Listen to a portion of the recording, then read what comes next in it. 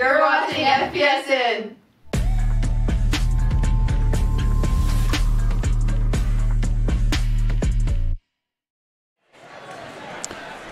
And we welcome you inside the Panther Den, getting set for the regular season finale here in the 2021-2022 basketball campaign. It's the West Henderson Falcons and the Franklin Panthers doing battle tonight on a Friday night of hoops, now into the month of February. Glad that you're with us as the clock starts to tick. I'm George Young alongside Tony Christie, and well, it's an exciting night because it's senior night, Tony. The regular season finale is here. Hard to believe that this season is pretty much in the books. Yes, and you know, both teams have come along this whole season. You know, started from the beginning with these Lady Panthers. They had a lot of injuries and, you know, COVID and all kinds of things happened. So, you know, to be where they are right now, you know, playing for conference championship, you know, regular season is amazing. You know, that's, you know, for this team. Yeah, absolutely. And the West Henderson Falcons are one of the two losses that the Panthers had in the regular season in conference. So this is a critical game. If the Panthers are able to come out victorious in tonight's game against West Henderson, they'll be conference champions. Although I was told, and it really boggles my mind, that they're actually going to have to share it with Pisgah. If Pisgah wins out, they'll have the same record, but they don't have any tiebreakers in the conference championship side. They do for the seeds. Obviously, the Panthers, if they do win tonight, would get the #1 seed in the Mountain 7 Conference tournament, which begins next Friday, actually. Nice. The lower seeds, not the #1 seed, will play at the higher seeds. As you see, the clock is ticking down. Got about 30 seconds before we'll have the national anthem and the starting lineups introduced here at the Panther Den. Packed house, as we anticipated on senior night. It is a big game in the Mountain 7 Conference. West Henderson comes in at 13-8 and 7-3 in the Mountain 7 Conference. Franklin 13-7 and 9-2 in the Mountain 7 Conference. Good news on the PA front. Tony Curtis is here. He's actually brought his speakers, so we are almost guaranteed to have PA. Let's head down and check in with public address announcer Becca Brooks. Would everyone please rise if physically able, remove your caps for the playing of the national anthem.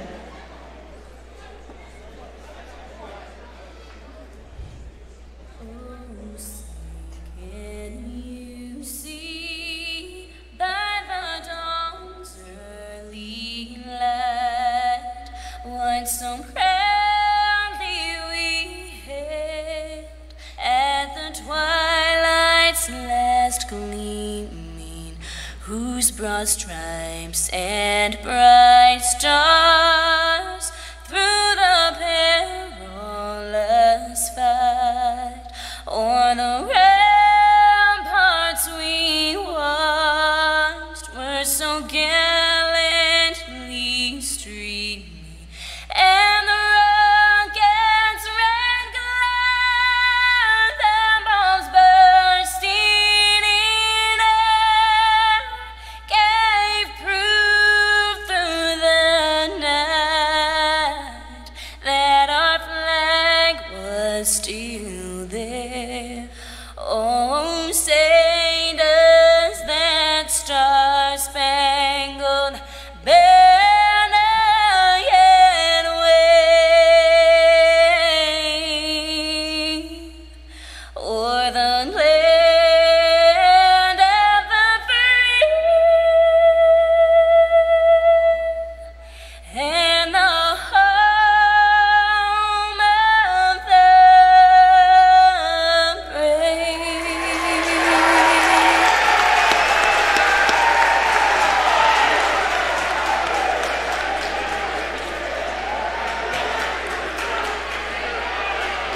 And the starting lineup for the visitors from West Henderson High School.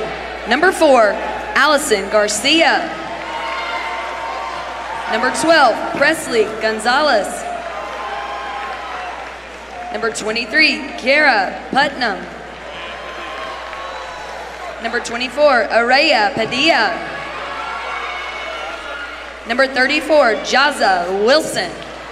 Ladies and gentlemen, the Falcons of West Henderson High School. Panthers go lights out in 5, 4, 3, 2, 1.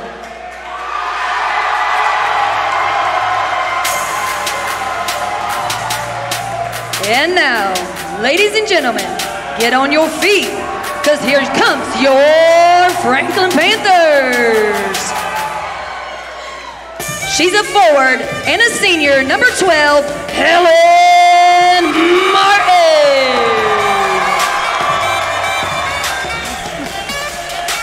She's the point guard, a senior, number 22, Carly McMahon. Starting out at the center, she's the senior, number 24, Sydney Williams. She's a guard, a junior, number 30, Tori Inslee. And at the guard, a senior, number 34, Corey Ball.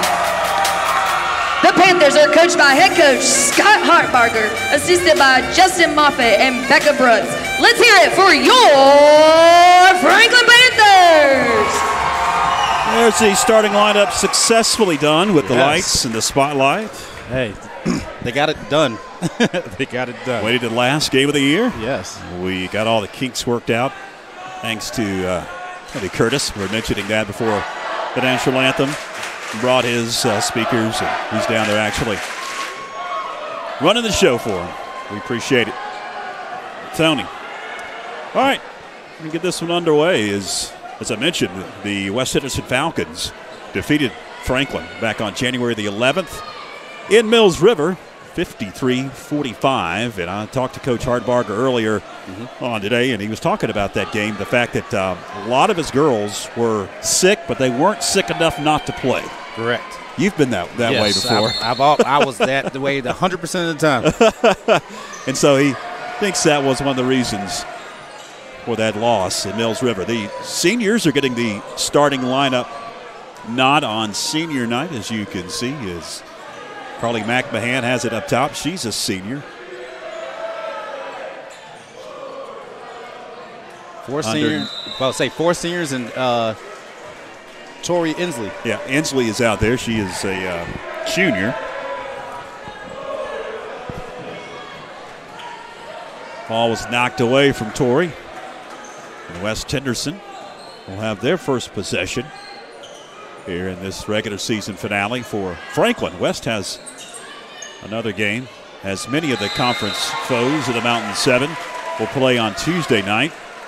In fact, some will play on Monday and Tuesday night, as they'll have to get all the games that have been delayed in before the conference tournament begins next Friday, the 11th of February. Corey Burrell going to dish underneath Sydney Williams. She can't get it to go. Long board is out of bounds. Nope, they're going to say it was saved out of bounds into the hands of the Lady Falcons. They're going to race down court. Shot from three wouldn't fall for Araya Padilla. No score early on here, fans, on senior night. Burrell dishes underneath, and we've got a whistle and a foul coming up on the Falcons. And senior night is very, very emotional anyway. And for West Henderson, they're coming into a very hostile environment, trying to beat the Lady Panthers. Tori Inslee for three and rimmed out.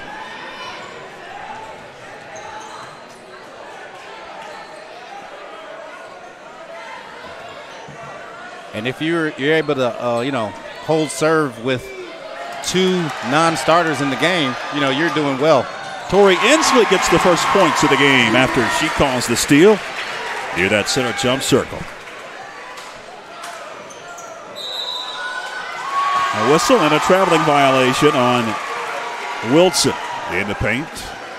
Turnover for the Falcons. They're going to set up some pressure in the backcourt. It's Carly McMahon dishing up court. Sydney Williams going to back it out now. Find McMahon, back to Williams.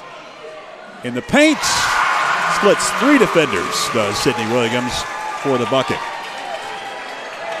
And that's about what I expected, for Tori Inslee and Sydney Williams to take on the big role of scoring for this bunch that's in. And a turnover. Sydney Williams picks it up. One of the seniors. It's Inslee, the junior, with it up top. Gliding. Left-handed shot.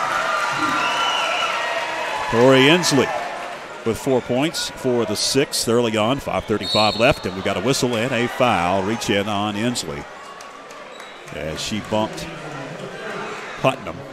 Yes, and I don't know if it's the pandemic or anything, but I've been around to a lot of these, away games, and the environment here is totally different from anywhere else we play. And if you're used to that and you come in here, you better be on your game. Well, tonight we've got a really nice crowd. The rescheduled game last Thursday, a week from yesterday's, a couple of turnovers because of the snow. And because of that, I don't think a lot of folks got the message, which is expected. Yeah. And it was a strange night, a Thursday night, so it didn't have as many folks here, but it's going to continue to fill up as we get closer and closer to the boys and the senior night festivities. But, yeah, it's a compact gym. Yes. It's an old gym. Ceiling's low. It's loud. And the fans are great. Yes. Inslee off the glass. Yes, and the main thing about them, that they're organized. Timeout. Lady Falcons want to talk it over. Head coach Casey Byer has seen enough as her Lady Falcons have yet to get on the scoreboard. Talked about crucial conference game here, the Mountain 7 conference standings. Franklin at the top at 9-2 with the head-to-head over Pisgah. West Henderson there in that 3rd slot. They are 7-3. So everybody's still neck and neck at the top. To go 10-2, especially with having Sydney Williams out for a majority of the season, just to come back and for this late season push, and that's a testament to what Coach Hartbarger and Coach Brooks and Coach Moffitt, what they're doing, what they've done this whole season. West talks it over. He'll have possession out of the timeout. 4:45 left first quarter.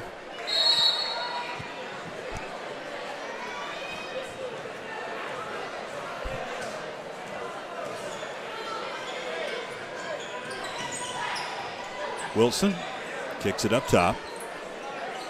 Padilla swings it over to Druskis. Now into the corner. Trying to get it underneath, knocked away. It's going to be secured by Putnam, and then we've got a whistle and a bump on a Lady Panther. Carly McMahon going to pick up the foul. That'll be her first. And the second whistle on Franklin. Inbound, it goes to Padilla, and her shot from 3 would not fall. Lady Falcons grab the rebound. We got a whistle and a offensive foul heading the other way. Do a couple elbows there, trying to get the Panthers off of them.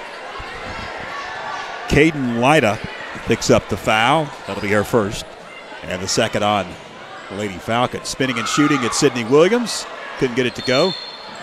And on the rebound, we've got another whistle and another foul. This one's on the Lady Panthers. And I can go against Sydney. Yes, and I can tell you, it's as a coach, when you're coaching senior night, you want to leave the seniors out there that you started that normally don't start for as long as you can. And but with this 8-0 right now in the first quarter, Coach Hartbarger has been able to leave Carly McMahon and the rest of them in there for a long time. Tori Inslee for 3. Got Helen Martin out there, senior. Yes. Along with McMahon, Williams, Burrell. and Corey Burrell. He's like what he's seen so far. No reason to change it up. No reason to change it, yes. Corey Burrell there with a rebound off the missed shot by Lady Falcons as we tick under 3.5 left. Nice First move. quarter, Nice Sydney move. Williams.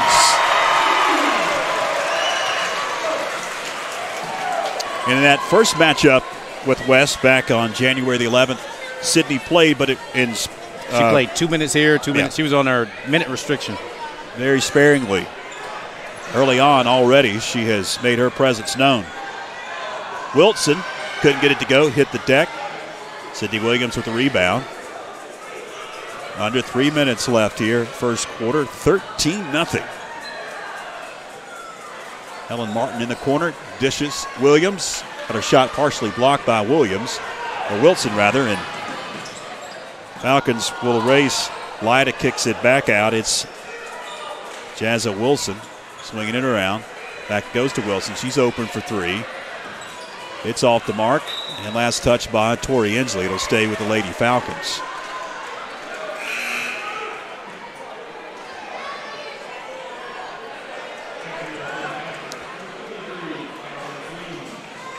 Callie Queen going to check in for Tori Inslee. So the seniors remain out on the floor for Coach Scott Hartbarger. And this is pretty good. You know, they've been out here for close to 6 minutes, and they haven't let West score.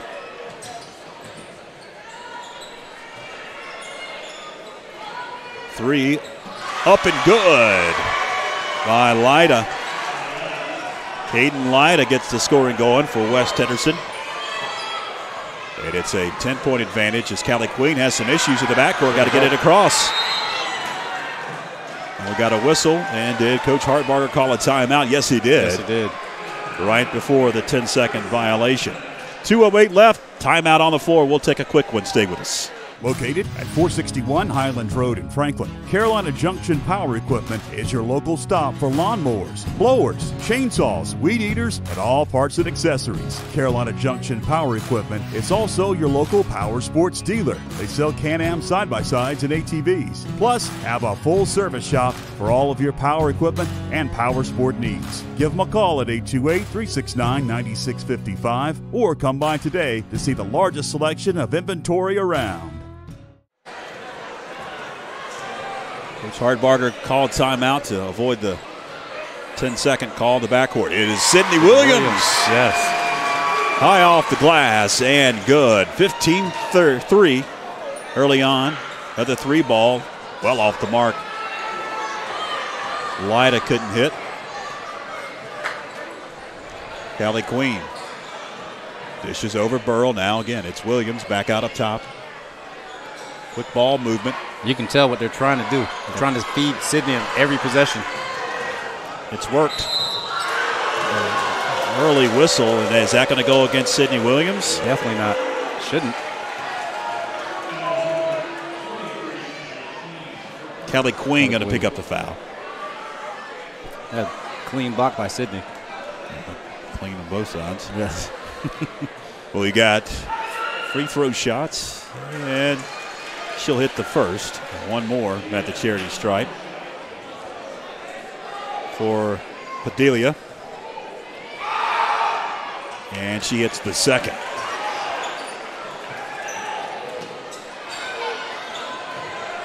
And some pressure in the backcourt by Coach Casey Byer. Panthers with some issues. Got a collision and a foul coming up on the Lady Falcons. That's going to go against Araya Padilla, who's a senior. That'll be her first, and the third whistled on West Henderson. Helen Martin will trigger side court into Callie Queen. Queen again, got to get it up across that timeline. Having some issues. Bounce pass into the backcourt, almost a backcourt violation. Helen Martin has it, lost control. We've got a reach-in foul on Franklin. Oh, I believe it's Sydney Williams. That'll be her second.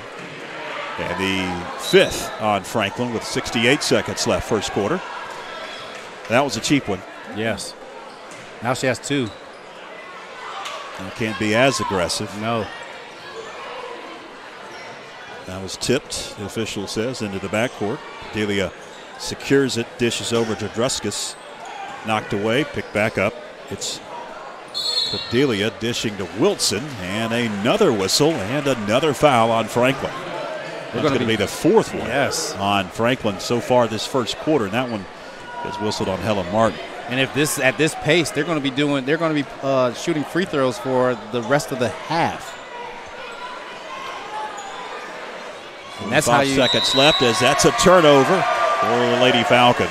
And that's how you let a team back in, because every foul is going to be a free throw. And the clock stopped. So Sydney Williams going to take a seat. As checking in for hers, Rosalind McCollum. Again, Queen got to get it across that timeline. She does. 35 seconds remain. McCollum with it, up high. Now it's Carly McMahon, dishes underneath. McMahon, or check that, McCollum had it briefly, lost it, and it'll be last touched by Rosalind McCollum. So the Lady Falcons will have 24 seconds left in this first quarter. We'll see if they run their offense. They'll rush a shot. Bedelia for three. It's off the mark. Board secured by the Falcons. Putnam in the paint. Sits on the basketball. And it's a jump ball. Possession arrow is to Franklin. That's one way to do it. Not working. Okay. Queen gets fouled. Of course, she out of bounds. Yep, it's going to be a foul on the Lady Falcons. That one on Jaza Wilson. Both teams are racking up the fouls. That's the fourth on the Lady Falcons. 6 whistled so far first quarter on the Lady Panthers. 3 seconds left. Burrell got to get it up. She does. And it's an air ball to round out the first quarter. 15-5 after 1 quarter. Stay with us, fans. Back after this. Jonathan Lamb and family would like to wish the Panther basketball teams all the best this season. A mother of a FHS student and a graduate of Franklin High, Shauna has been working almost 22 years for the Clerk of Court's office. In March, vote Lamb for Macon County Clerk of Court.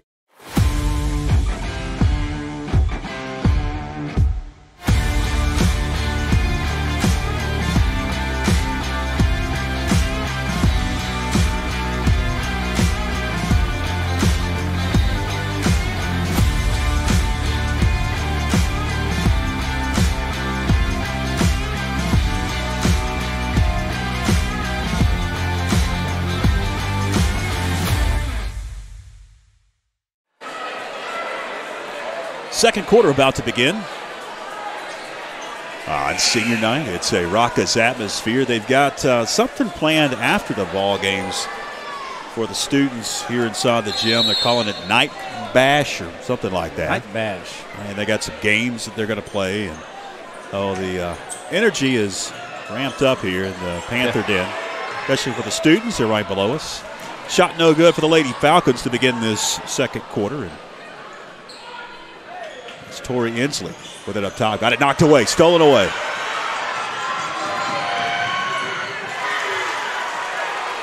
Allison Garcia with the bucket. First points for Garcia. And the Lady Falcons cut into that Lady Panther lead. Inslee gets double teamed, needs some help, finds Callie Queen. Queen underneath. Andrea Terrell off the glass. That's what you want to do during a press. When you break a press, you don't want to break a press to run your offense. You want to break a press to make them pay. Backcourt violation. That'll be a turnover for the Falcons. 7:14 left second quarter. 17-7. The Panthers have led the entire way, been dominant for a good portion of this first half. If you just joined us, appreciate you. If you just did tune in, either on YouTube or on Facebook. On both social media channels tonight. Saved out of bounds into the hands of the Lady Falcons. It's Price that secures it, gives it up.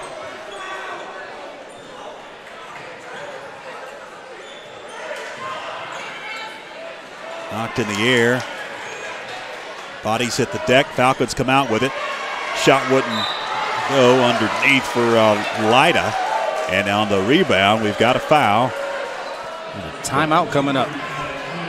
It's going against the Panthers and McMahon. That'll be her second and the 7th whistle on Franklin. 30-second timeout on the floor. Both teams will talk things over. We talked about this being the regular season finale, Tony. A lot of ball games in the next couple of weeks and a lot of live streams in the next couple of weeks. If the Lady Panthers win tonight, they will not play on February the 11th. That'll be a first round 2 through 7 seed night.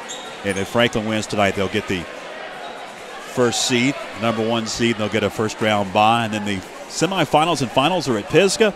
And then you see the state playoffs.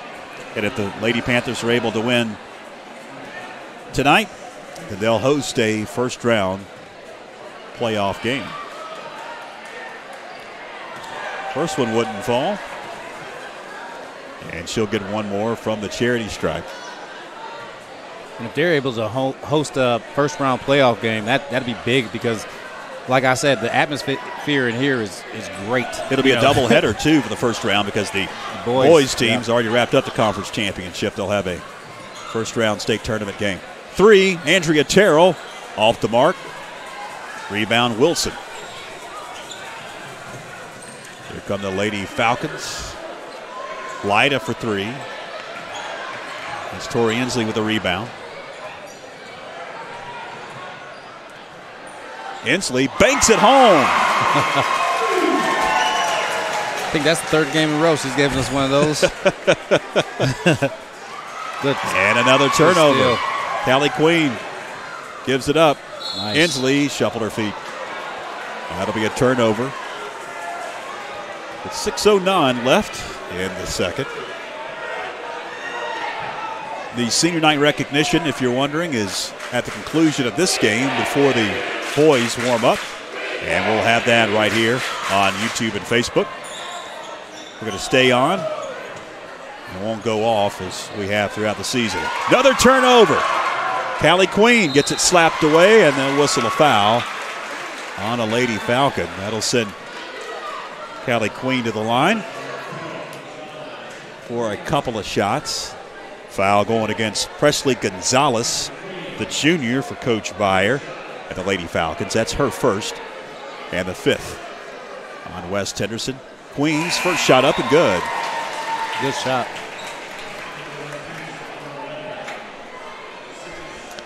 And at the half of this ball game, we'll have a chat with Doug Clemens, boys varsity head coach. Want to stay tuned for that. Another turnover. Tori Inslee on the inbounds pass and off the glass. They weren't ready for that press. More issues. Terrell couldn't get it to go.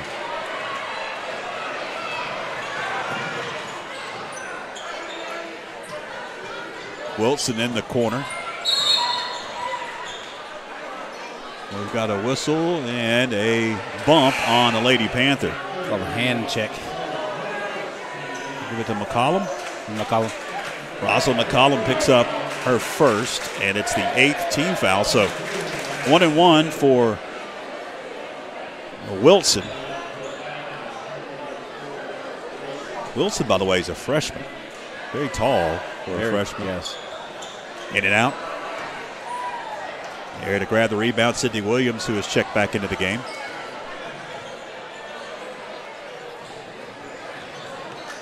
Approaching 5 minutes left. Williams as the whistle blows. 3 seconds. 3-second violation. Don't see that much. No. Also checked in was Avery Moffitt and Maddie Gilbert. First time we've seen Moffitt and Gilbert in the game. Knocked out of bounds off of Callie Queen. 5:06 to go here in the second. And if you're looking, you started with the seniors, with 3 seniors that don't usually start, and you were able to get a lead. And then now the players that normally play within the, normal time in the games are in. Scott Hartbarger is definitely enjoying this one. Fresh legs out there. We call 3 seconds again. Got to get that stopwatch out if you're in the paint on this side of the court.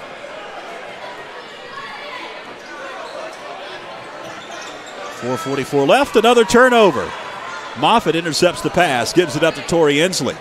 She couldn't get it to go. Offensive board and the stick back. It's Callie Queen with the bucket. Good defense leading to offense. 26-7, 19-point edge. Wilson A quick whistle.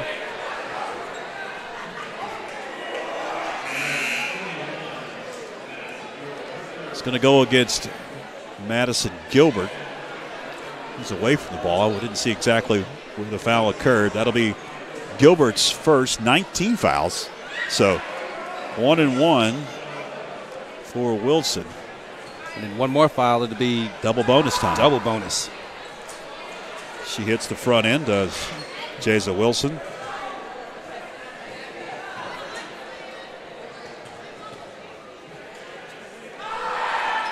Second shot off the mark. Moffitt with a rebound.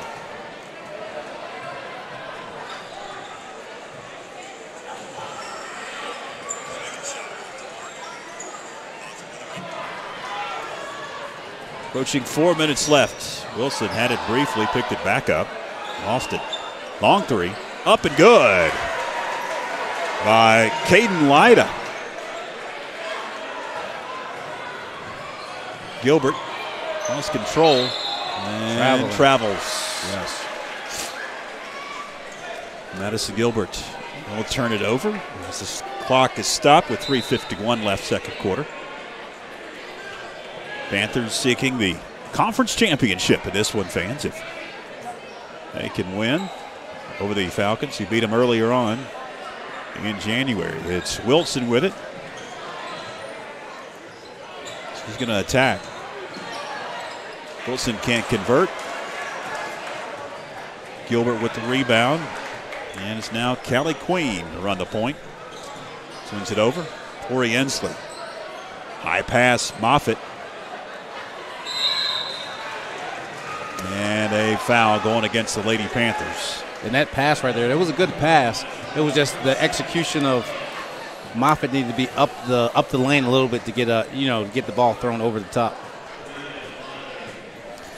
That'll be the 10th team foul, so double bonus now for the Falcons the rest of this first half. It's going to be Araya Padilla. And she can't get the roll on the first. She'll get one more.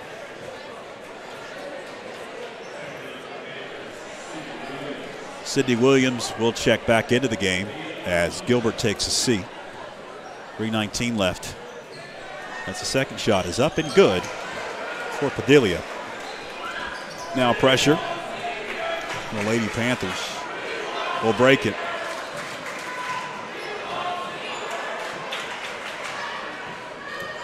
Outlet pass. Can't convert. Allison Garcia was open. Too far underneath the hole. Couldn't get the bucket to go off the glass. Panthers with Ensley up top will send it underneath. Good pass. Eventually into the hands of Queen. She can't get it to go. Got her own rebound, kicks it out. Ensley, three, good. Tori Ensley with the trifecta. 29-12. Banking it high off the glass. Riley Druskus. See on this possession if they can move the ball a little bit and get Sydney down low like they were doing in the first quarter. Queen had it knocked away. Panthers reset. 2:19 left.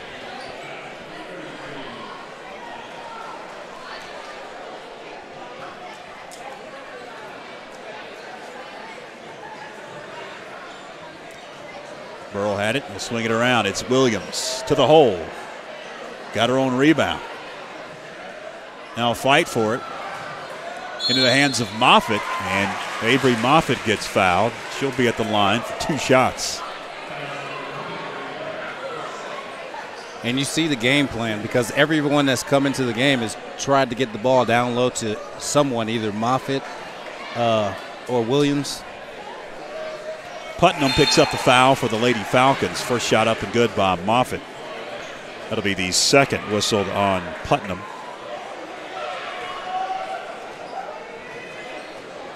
One more for Moffitt.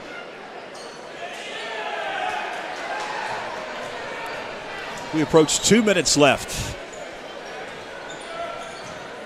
Almost a steal. Knocked out of bounds off of who? And last touch by Callie Queen. Falcons reset.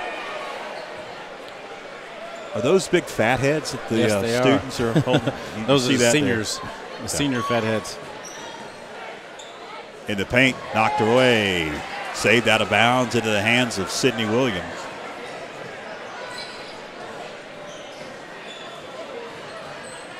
McMahon dishes to Moffitt. Powers up. Couldn't get the roll, but she'll be back at the free throw line for a couple shots. Nice move right there. Strong move to the hole. Wilson going to pick up the foul. That'll be her first, 7th on West Henderson.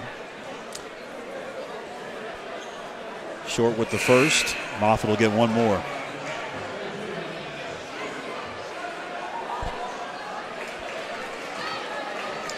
Maddie Gilbert checks back into the game. It's Burrell taking a seat. Second shot by Moffitt. It's off the mark. And the rebound, Druskus. Falcons attack with just about a minute and a half left in this first half. She dribbles it off of her leg, does Araya Padilla. And it's another turnover for the Lady Falcons. Some pressure. Panthers break it with Gilbert into the front court. They'll reset. Run their offense. Callie Queen.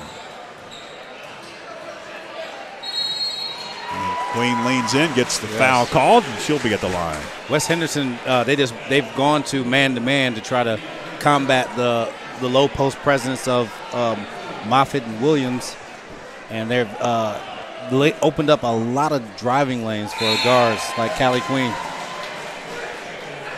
Queen hits the first. That's the third on Padilla. Mariah Padilla will take a seat for the Falcons. One more for Queen. She got the roll. 32-14. Queen knocks it out of bounds.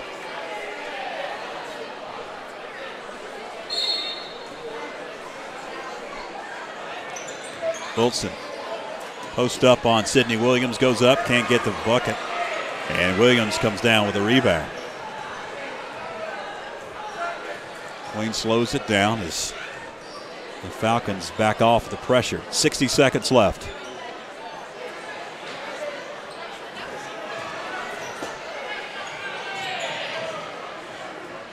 Williams hard to the hole. She gets hacked. Sidney will be at the line. Nice move right there by Sidney. Going left. 50 seconds left. Catches at the top right there, goes down. Yes, got hit 3 times. Can't hit the first.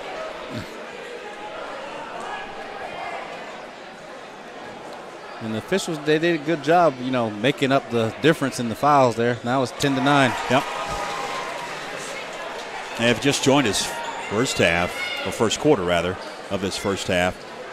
Franklin nearly committed 10 team fouls. 3 up and good by Caden Lyda.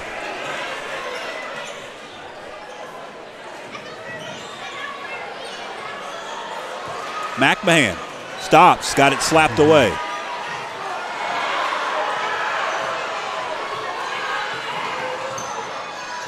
Wilson with it. She just buckled her knees and hit the deck, and that's a traveling violation.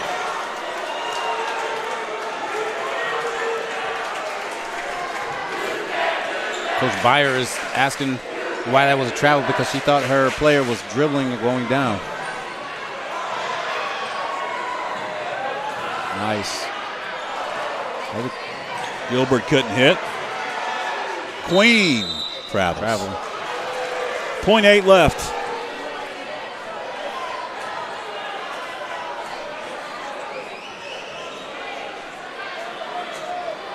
(33-17) is going to be the halftime deficit for the West Henderson Falcons.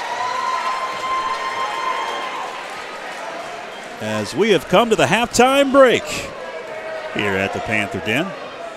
A dominating performance in the first half, 33-17. And as the boys' teams come out to warm up, We're going to head to break, and we're going to talk about the boys varsity with head coach Doug Clemens here in just a few moments. Hang with us on YouTube Live and Facebook Live. This is the Franklin Panther Sports Network.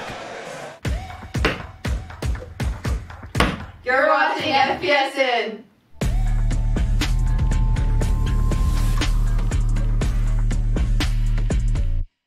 Shauna Thunlam and family would like to wish the Panther basketball teams all the best this season. A mother of a FHS student and a graduate of Franklin High, Shauna has been working almost 22 years for the Clerk of Court's office. In March, vote Lamb for Macon County Clerk of Court.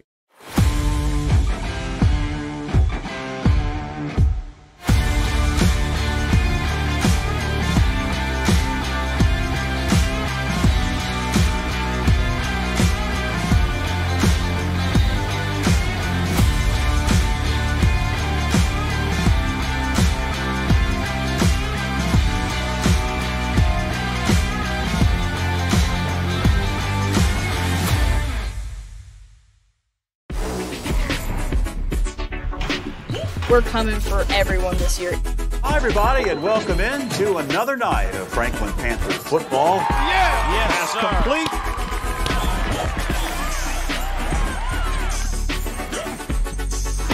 It's good to just go out there and win.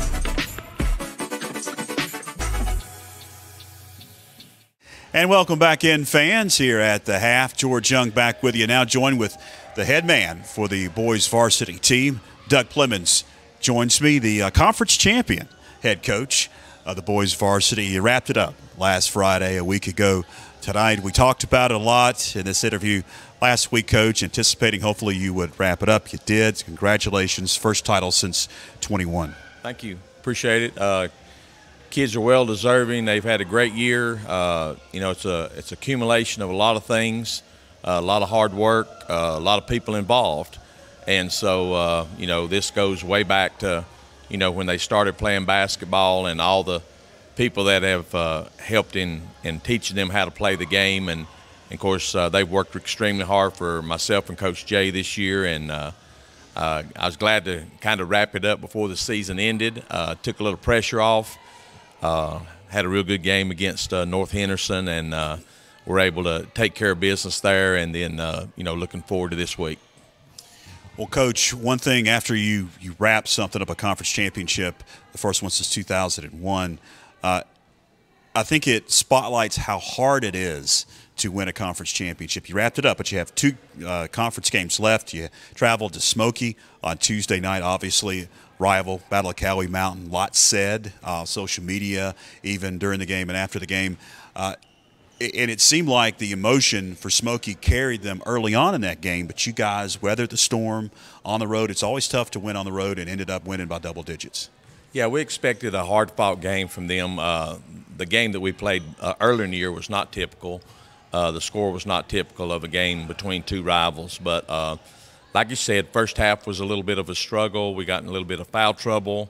But then second half, we kind of got it going again, and we're able to take care of business. You know, proud of the guys. As you mentioned, you know, to have already wrapped up the conference championship, sometimes you worry about a little bit of a letdown. You know, they've already secured something that was their main goal the whole year. But I was proud to see them, you know, push through that and get some good things going in the second half. Well, tonight, Coach, it is senior night here at the Panther Den. You've got a great group of seniors, have accomplished a lot. Talk about your senior class and this game tonight with West Henderson. Great bunch of guys. You know, it's kind of a hodgepodge of people that have been here and people that have transferred in. You know, we've got 3 transfers in, even though I don't really consider Griffin Green a transfer anymore. He came to us as a sophomore. Then Joe Riddle and Brent Slythe came in as seniors this year. Joe from Alaska and Brent from Highlands. You know, those guys, those 3 guys. And then we have, you know, Grant Adams, Kellen Stiles, who's been a 3-year starter for us, Miles McClure. You know, everybody knows about Miles and how well he's done throughout his whole career. Got Chris McGuire, who came back to us this year, having not played last year. Trey Penland, who's just had an outstanding season, our main rebounder, and then, of course, Griffin Green, mentioned him earlier. But those are our 8 seniors that have carried us all year long, been great leadership on the team. Really haven't had to worry about a whole lot. They're a very mature group, very serious group when it comes to basketball. We have fun, but they also understand when it's time to be serious.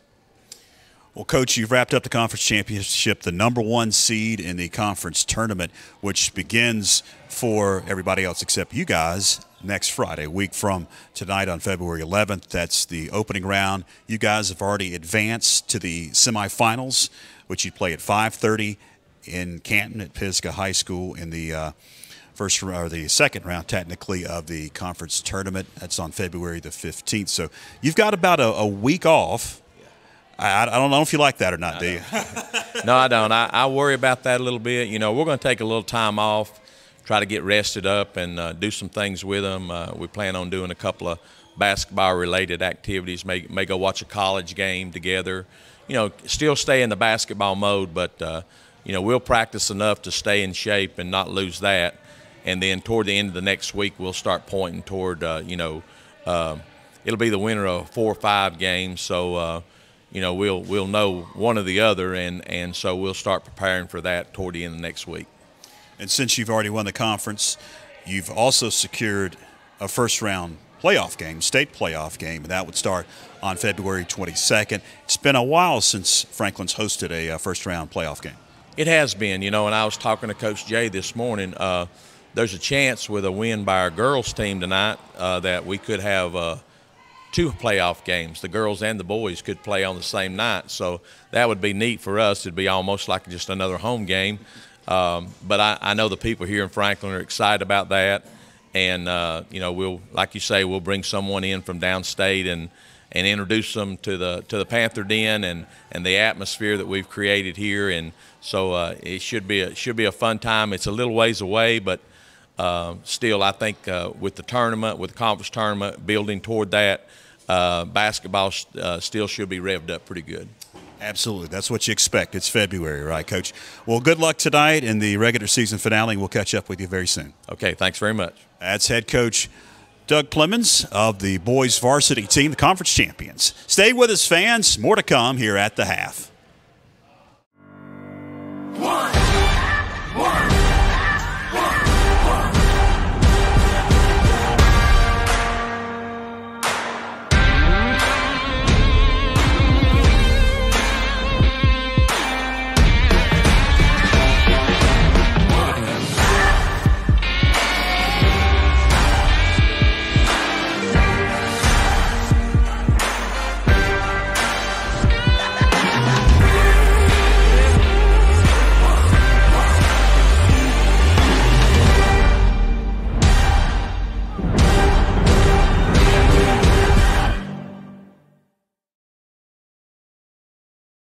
Located at 461 Highland Road in Franklin, Carolina Junction Power Equipment is your local stop for lawnmowers, blowers, chainsaws, weed eaters, and all parts and accessories. Carolina Junction Power Equipment is also your local power sports dealer. They sell Can-Am side-by-sides and ATVs, plus have a full service shop for all of your power equipment and power sport needs. Give them a call at 828-369-9655 or come by today to see the largest selection of inventory around.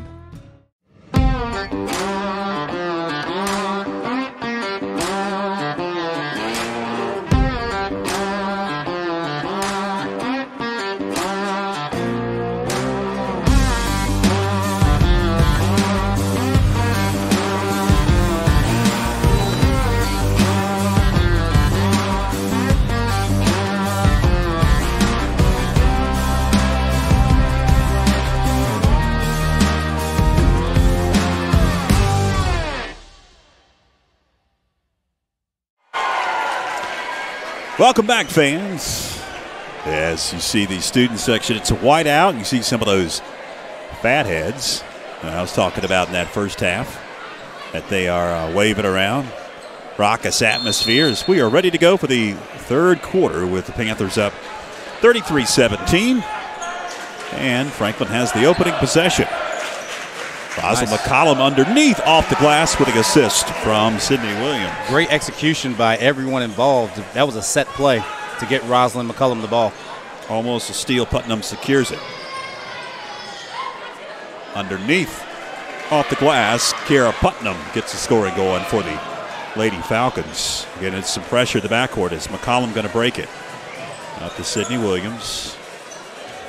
Williams finds Queen to the hole. Queen couldn't get the roll in the paint. Garcia with the rebound. She'll lob one into the corner. Shot wouldn't fall for Lyda. West Henderson grabs the rebound, and I've got 4 or 5 people in my way. Is it out of bounds? Yeah, they threw it off of Cali Queen. It was a trap. I have to call it off the monitor. So many people I can't see. Wilson grabbed the rebound and immediately was fouled. As Jason Wilson will be at the line for 2 shots. Foul on Andrea Terrell. That's her first.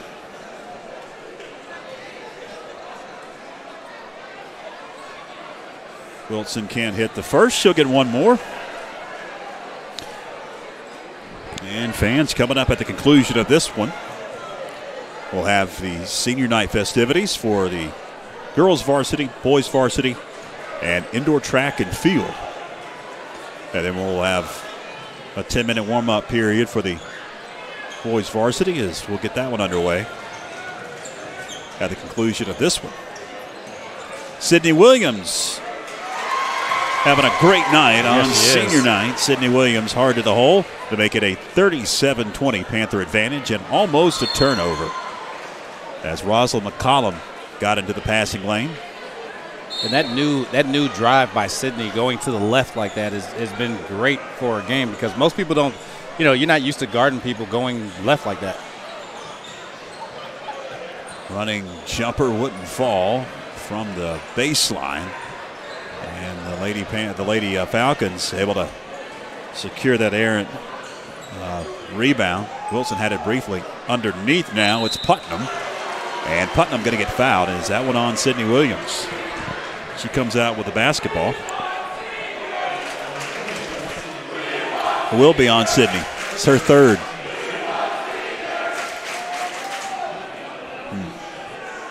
You be the judge on that one. Yeah. First shot up and good by Putnam. I'm not sure. Second shot by Putnam. Gets the roll. Here Putnam hits a pair. Pass up court. Too tall for Sydney Williams. That's a turnover. 37-22. Got a whistle and a timeout on the floor.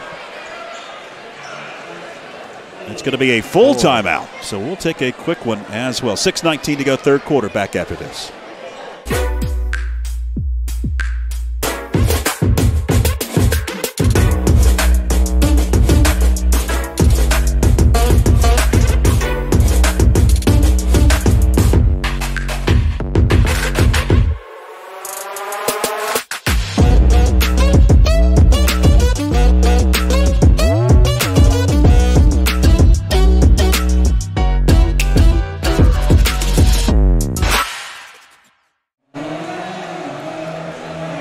Welcome back. 37-22. Still on a timeout here at the Panther Den tonight on senior night regular season finale.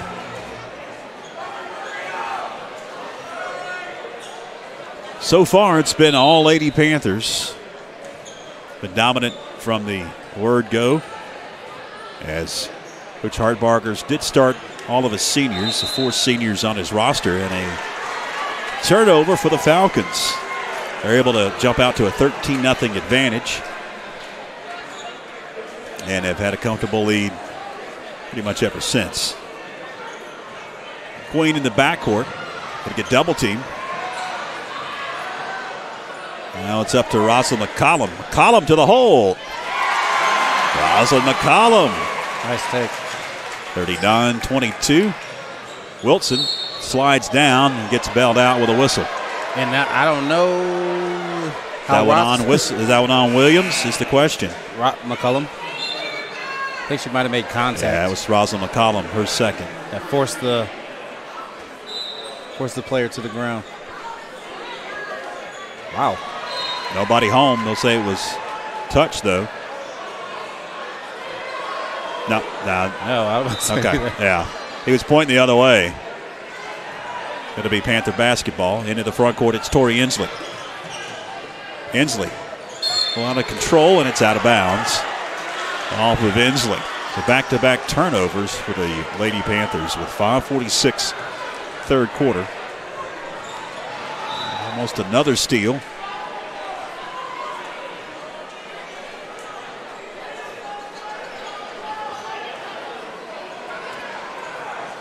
From the corner, three, got the roll. Allison Garcia with the trifecta. 39-25. Inslee races. Torrey gets hacked. Probably whistle that one on Wilson. And it's going to be... No, they're going to say it's on Putnam. Okay, her third. Kira Putnam. First on West Henderson this half as the free throws up and good. One more at the charity stripe for Tori Inslee. See if Coach Hartbarger puts some pressure back on West Henderson. Second shot up and good, nothing but net. Yep, setting up the trap.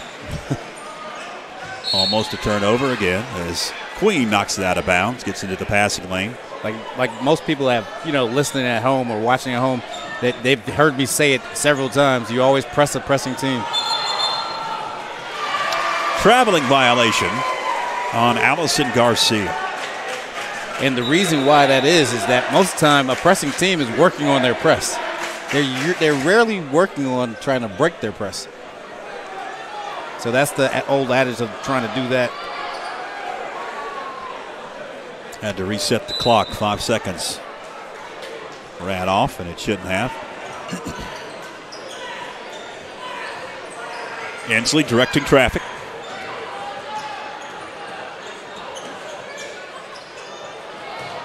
Well off the mark.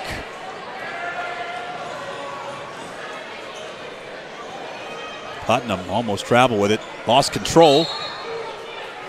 Out of bounds. Almost hit a kid that was racing down in front of her. Out of bounds area. Ruskus has it slapped away. There are a lot of people in here. Yeah. Standing room only right under us. And the kid that operates this spotlight didn't take the spotlight back behind, so it's in my way as well. An air ball three, but Garcia there for the rebound. And Lady Falcons will pick up the bucket and cut into that Panther lead. We've got a whistle from the trailing official.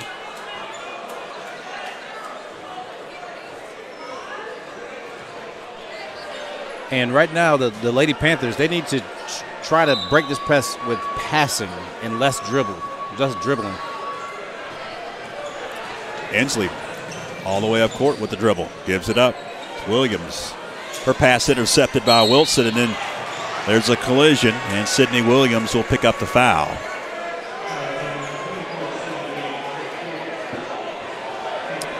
That's going to be Sydney Williams' fourth foul with 4:28 left.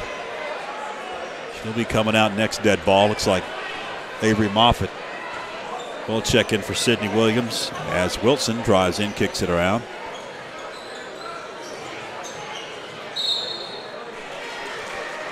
Garcia gets fouled.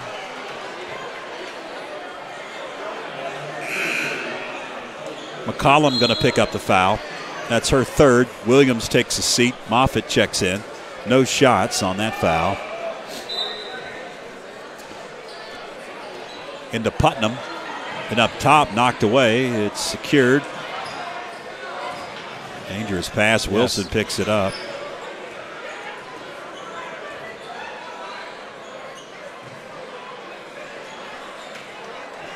Moffitt secures that rebound. There should be a packed house. This is for the boys' side. The best team they've had since 2001, winning the conference championship. Yes, and then on the girls' side. They can win the conference tonight. And I tell you Should what. be packed. Yes, they're a totally different team than we saw early in the season. You know, they're totally different now. Everyone, Callie Queen has grown up from being a freshman starter to now she knows what she's supposed to be doing. Andrea Terrell's shot wouldn't fall. Garcia picks up the rebound, has it, gives it up. It's Wilson. Back it goes Garcia for three. Wilson grabbed the offensive board, and she got hacked underneath. So Wilson will be at the line for two shots. 3:08 to go here in the third. The sleepy portion of this ball game. Yes. Both teams not shooting very well from the floor in this third quarter.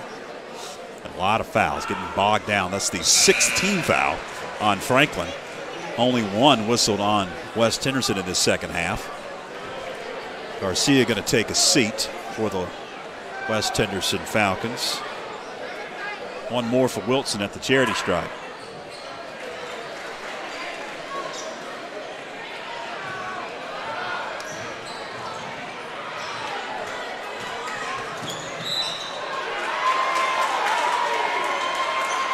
West Henderson going to pick up a foul, reach in. Just a second. Second team foul. No shots. It's going to be Jaza Wilson.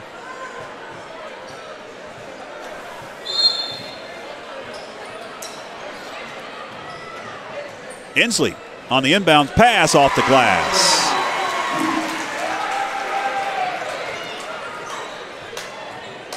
Presley Gonzalez gives it up to Wilson. Rims a three. Putnam. Oh, my goodness. Actually blocked. And saved out of bounds off of Andrea Terrell's knees. Rosalind McCullum, she actually could have just jumped up there and got it, but she was taking off.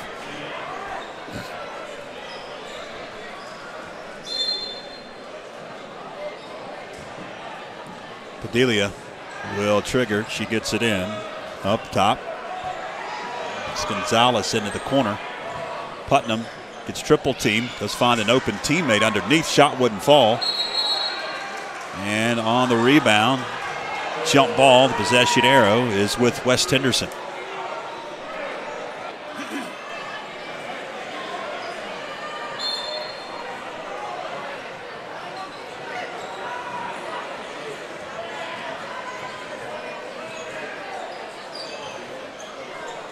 This is definitely the slower part of the game. Bedelia for three. Got it. Good shot. It was a laser beam. So we approach 2 minutes to go here in the third. Callie Queen. Rebound Moffitt. She got hit. Good job. And she'll be at the line for a couple. It's the third team foul on West Henderson. They're going to whistle that one on Presley Gonzalez. Her second. 2 shots for Moffitt.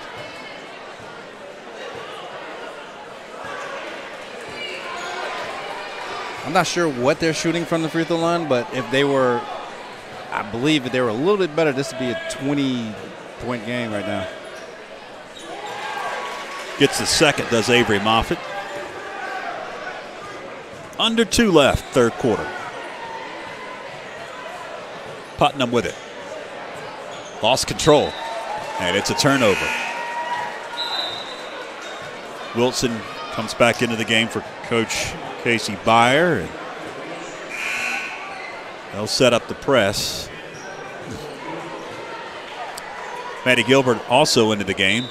Andrea Terrell takes a seat for Coach Scott Hartbarger.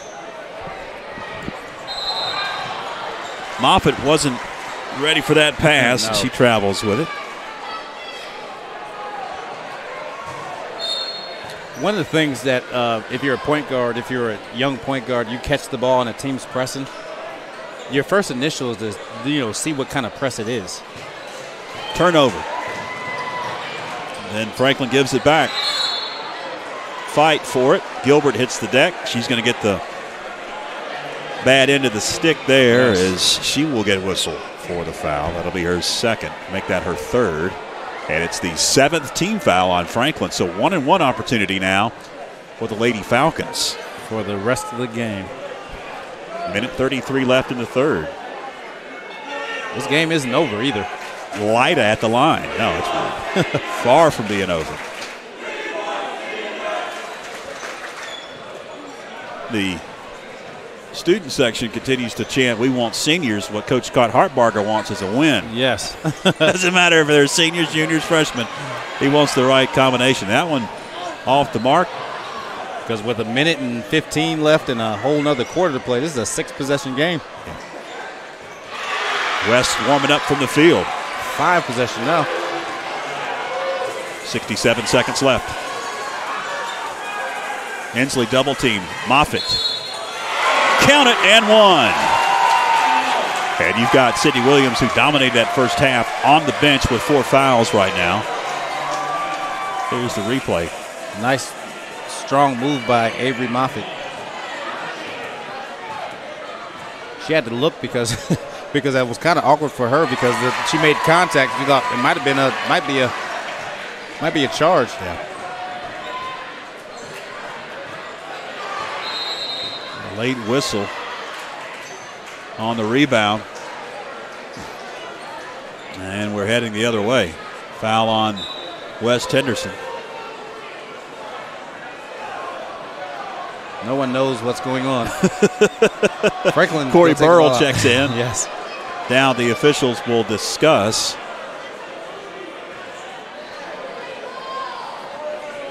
It is going on, yes. Foul was on Presley Gonzalez for West. That'll be her third. 5th on West. Queen brings it up for the Panthers. And that's why I said, you know, as a point guard, you catch the ball and see what kind of press they're in. They've been in that same press for the past, you know, half of the quarter, where it's just been man-to-man. Turnover. She can't convert, but there to follow.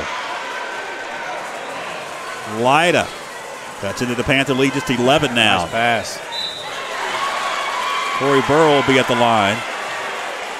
West Henderson fans didn't like that call.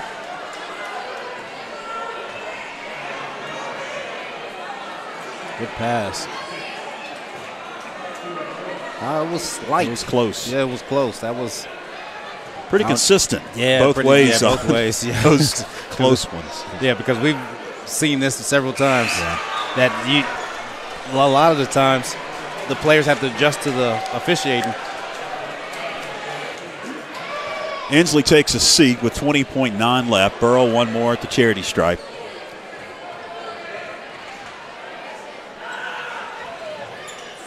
Misses both. Avery Moffitt with the offensive rebound. Baseline jumper off the mark. Fight for it. Bodies hitting the deck. Wilson and Moffitt. Who got whistled is the question. Going against Avery Moffitt. That'll be her second. 1-and-1 opportunity now for Wilson.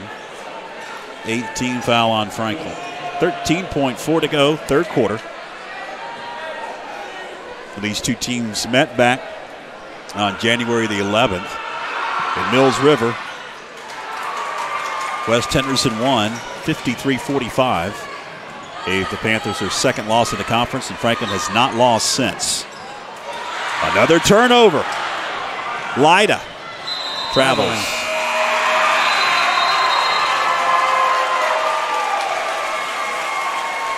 Horn sounds, that'll do it. Third quarter in the books. 11-point lead for the Lady Panthers as we head to break. Hang with us.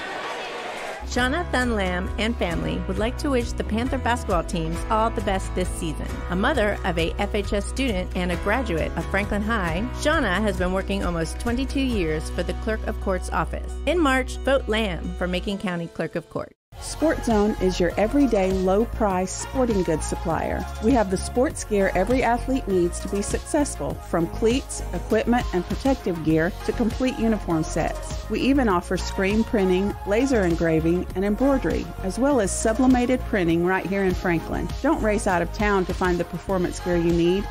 We've lowered our prices throughout the store to give you the opportunity to shop local and score big. Come see us at Sport Zone. Welcome back. Fourth quarter about to begin. 11-point lead for the Lady Panthers, trying to secure a conference championship.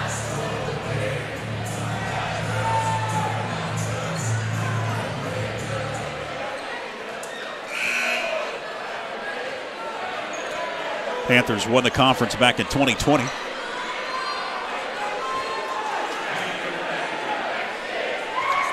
And it's going to be the Lady Panthers with the opening possession in the fourth quarter. They need to get something going, get something, get it inside.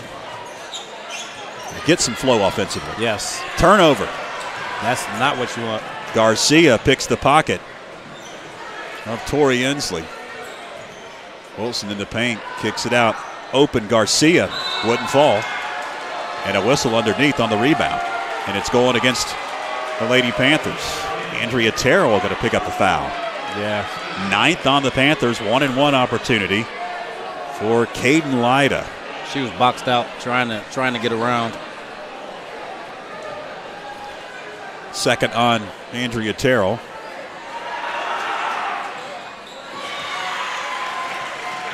Ten-point lead to cut it to single digits, the closest that the West Henderson Falcons have been since early on in the ball game.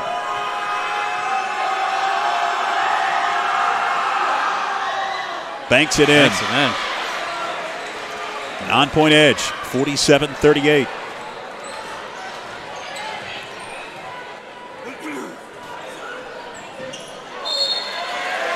Turnover. That's been the story in the second half. A lot of turnovers. I wish we were keeping stats. We knew how many turnovers, because there have been several in the second half. That's why West is crawling their way back into this one. Because calls and turnovers. Yes, and both teams aren't shooting the best. No. But, West is getting shots. Wild shot for Wilson. Terrell with the rebound. Gives it up. It's Inslee. Pulls up.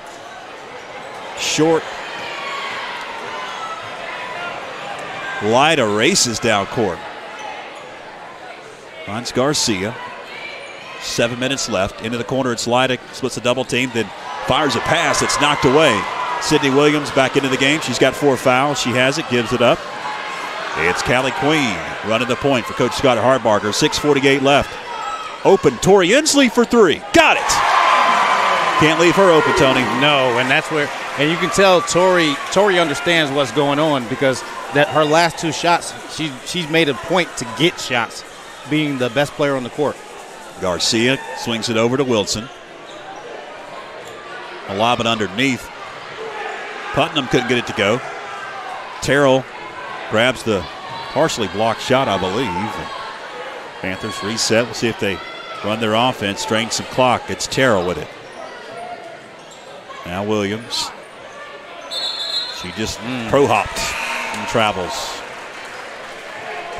Yeah, that shot by Tori Inslee, it was a big shot, but, she's the reigning player of the year in the conference. So, she knows that when it's time to go get something, she'll go get it. Approaching 6 minutes left. 50-38, 12-point edge. Almost a steal up top. And, my goodness, we've got bodies flying all over the place as the ball's out of bounds to Franklin. Hopefully the manager or whoever that is on the end. That was Padelia for the Lady Falcons that went into the bench and went between 2 chairs, and one of the managers or one of the players is in street clothes. went flying. Flying off of her chair. Terrell with the short shot. Garcia brings it up. She almost traveled with it. Finds Putnam. Now Wilson. Coach Hartbarger particularly happy with that last shot. 3 up and good. Riley Druskus makes it a 9-point lead for the Panthers. Inslee tries to answer and does. Tori Inslee with a trifecta. Like I said, reigning conference player of the year. She knows how to get it done. Big-time players make big-time plays in big-time games, right? Yes. Right back at you. She looked down to make sure her feet were back, right, too. Yes. Make sure they were because I was about to say something because I looked and I was like, oh, it's on the line, but she moved it back. She must have heard me up here yelling. Terrell got a foul. That's her third. Make that a 2-shot opportunity. That's the 10th team foul as Wilson hits the first. And I'm not sure how many baskets Wilson has, but I believe all her points have come from the free throw line in this game. She's been there a lot. Yes. She's been there the whole game. Hits them both. Inslee.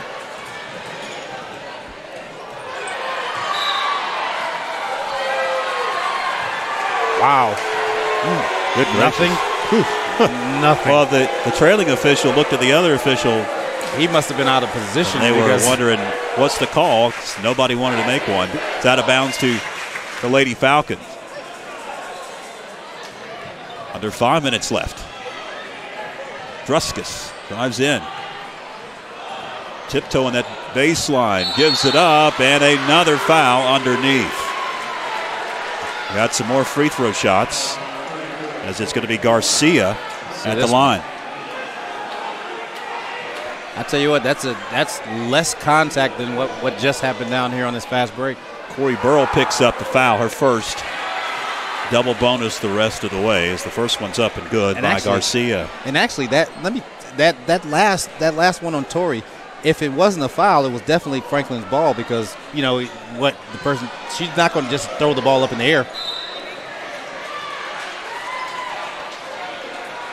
Another whistle. And there's foul. the makeup. There's the makeup. That one's going against West, so we'll head down to the other end. That's the 7th team foul, 1-on-1 opportunity for Sydney, I believe. It's going to be Sydney Williams at the free throw line. So it's a free throw contest for the next 4 minutes and 40 seconds.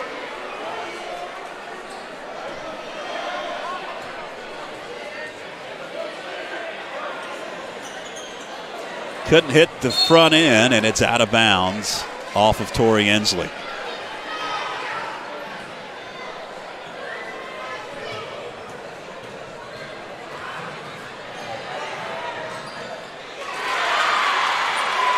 Coast to coast.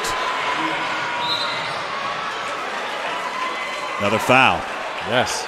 Like I said, more free throws. Free throw shooting contest. Now the Panthers are going to have to be careful and make their free throws because we've been watching this whole time. I think I said if they would have been making them before, this would be a 20-point game. It's going to be Callie Queen, the freshman at the charity stripe. 1-1 with the 8th team foul on West. That one whistled on Druskus, her third.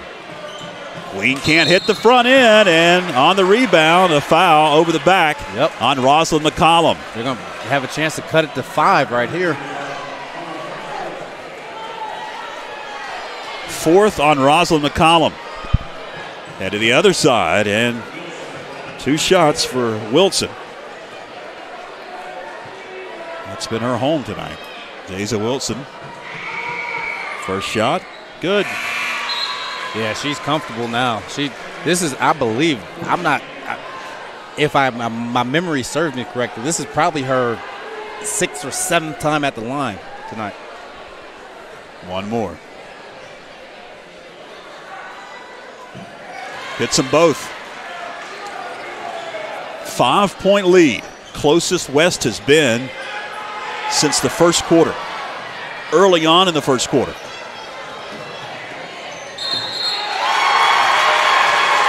Offensive foul on Tori Inslee. Timeout, Hartbarger.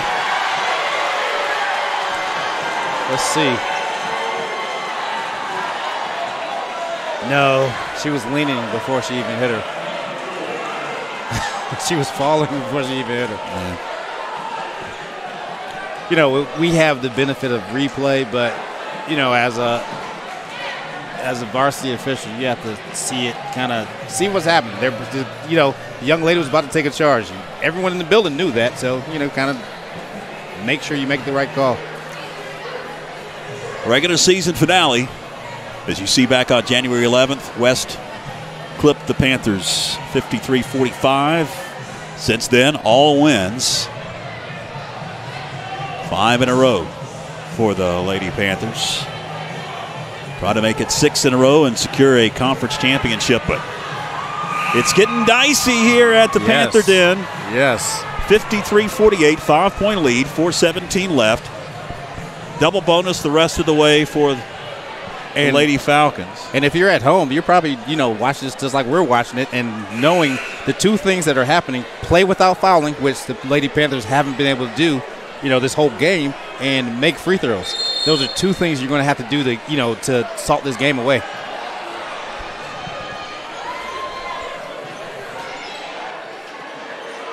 Open three. Wilson with a rebound, offensive board. Wilson dishes underneath, and we've got a whistle and out of bounds off of a Falcon. Last touch by Druskus. They'll set up the press. Well, Coach Casey Byer and her Lady Falcons with 4:03 left, trailing by 5. Moffitt to get it in. Another whistle and a foul. I think that was going to be on Wilson. Yeah, it will be Wilson's 4th. And that's big. 9th team foul. So both teams will be in the double bonus the next time that the Lady Falcons commit a foul. Tori Inslee got the charity stripe. Hits the first. Good shot. That's what you have to do to salt this one away, is to make your free throws.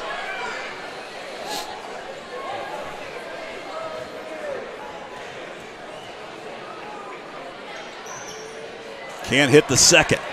Fight for the rebound. Garcia with it. Pass knocked away. Sydney Williams got into the passing lane. Good hustle. Knocked it away. She's playing with 4 fouls. Yes. Wilson has 4 fouls for West Henderson, who's going to trigger.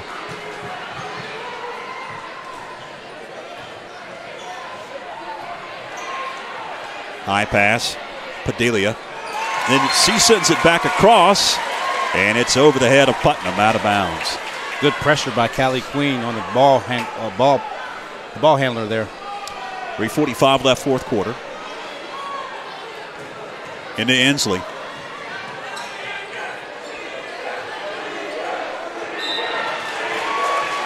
Two shots coming up for Callie Queen. 10th team foul now on West Henderson. As Araya Padilla will pick up her 4th. So both teams have foul issues. The number of starters with 4 fouls. Can't hit the first. Get one more. Callie Queen at the charity stripe.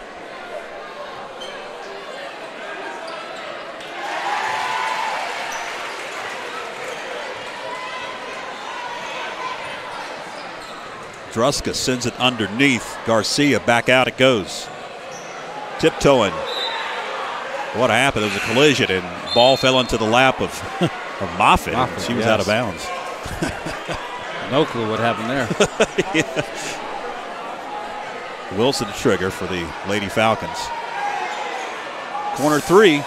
Air ball. Wilson grabbed the rebound. Goes up. She can't get the shot to go. Williams, the defensive board.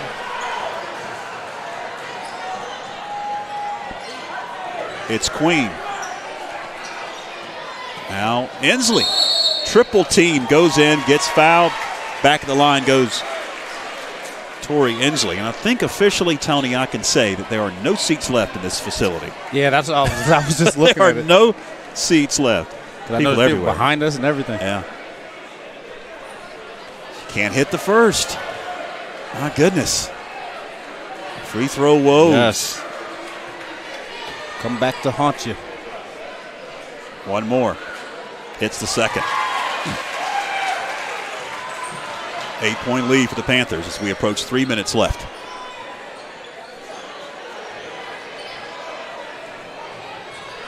Lyda with it. Harassed. And a foul on Inslee. Sending Wilson back to the line. And Inslee picks up her third. And Jason Wilson will be back at that charity stripe. She should start paying rent. Been there all night. Yes, all night. 2:59 left. Wilson gets the first. I'm going to see how many free throws she's.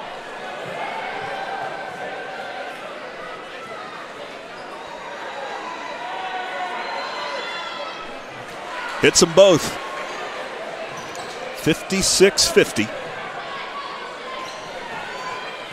Inslee dishes. Williams. More free throws. Sydney Williams will be at the line. That was an interesting drive. She actually tried to finish that with her left hand, but her right hand would have been, she would have made it, I believe. She anticipated some contact. First shot, no good.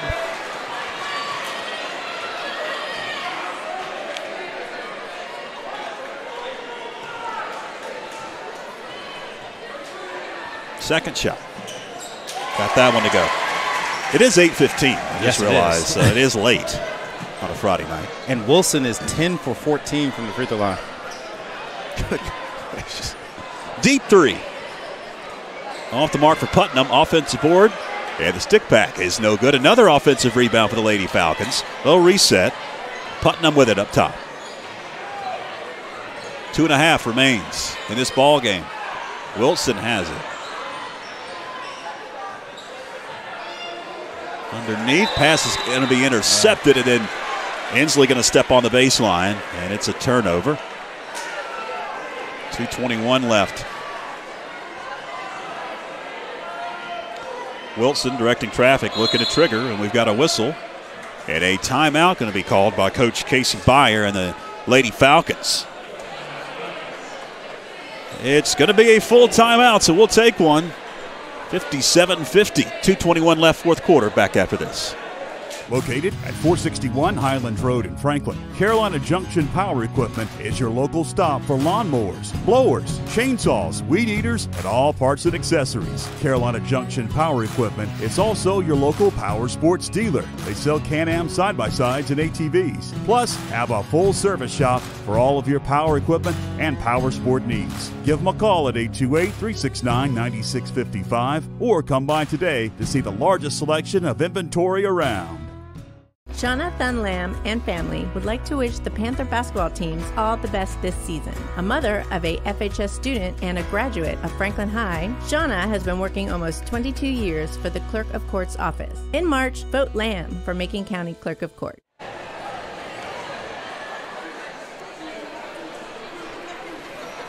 .221 left. West Henderson called timeout.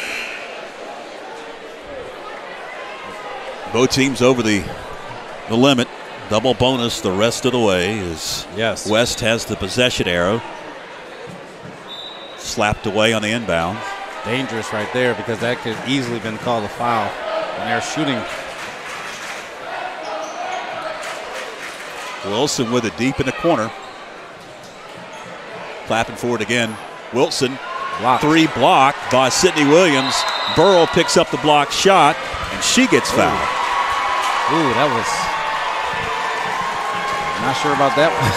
Looked like it was a jump ball. Yeah, I think that's what yes, Lyda anticipated as well. She comes down court slapping her hands, thought it was a jump ball, and Lyda picks up the foul, her third.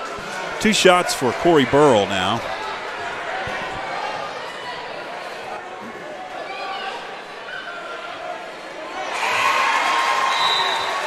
Burrell hit the first. It's number 20. Now the bench, you saw when they made the free throw. Our bench, the Lady Panthers. And do it again. Yep, there they go. There you can go. see the bench in the corner there on our shot. 59-50, 9-point advantage. Approaching 2 minutes left.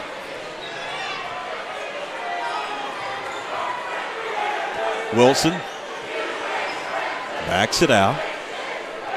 Pass knocked away, secured underneath. Putnam, then she gets it slapped away, stolen away. Williams in there, gives it up. Tori Inslee pulls up, can't get the roll. Over the back on definitely. Moffitt. So shots on the other end.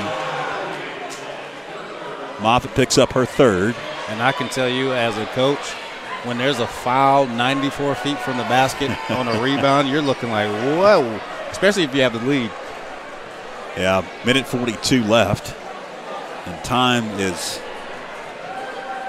not West Henderson's friend at this point, trailing by 9. First shot up, no good by Riley Druskus. So if you don't foul, you're going to drain another probably 10 or 15 seconds off the clock. Exactly. It's only a 3-possession game. Couldn't hit either. Druskus 0 for at the line as Franklin brings it up court. Into the hands of Inslee.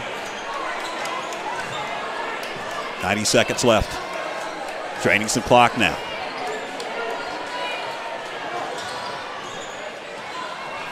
Moffitt. Burrow with it. Down to minute 15. Nice decision. Yes. Pass was just a little too tough for Corey Burrell to handle. All that passing opens that up. Perfectly executed except for the pass. Yes. Minute 14, start the clock. It starts a-rolling. There's another turnover.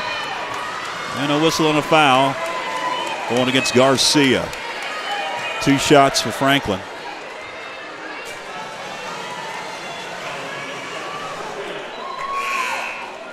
That one's going against Druskus, not Garcia. That'll be her 5th. Surprisingly, the first player for either team to foul out of this game. A lot of them living precariously with that 4th foul. Yes. I think Sydney Williams, who's out there. Wilson has 4. For West, Lyda picks it up, turns it over. At this point, you just want to make sure you're not fouling. You're staying in front, contesting threes, things like that. Try to make sure they drain some clock. 62 seconds left and another foul. Queen will be at the line. Garcia will pick up her first. And it's the freshman. 2 shots.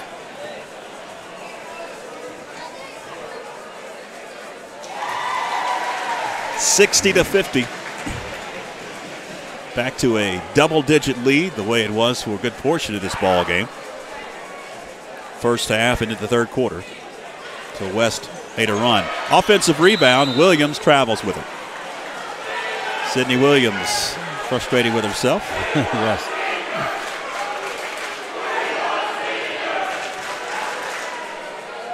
One minute left. They want seniors. Coach still wants a W. They've had the seniors. Yes. A good portion of that first half. Played well. Very well. Wilson.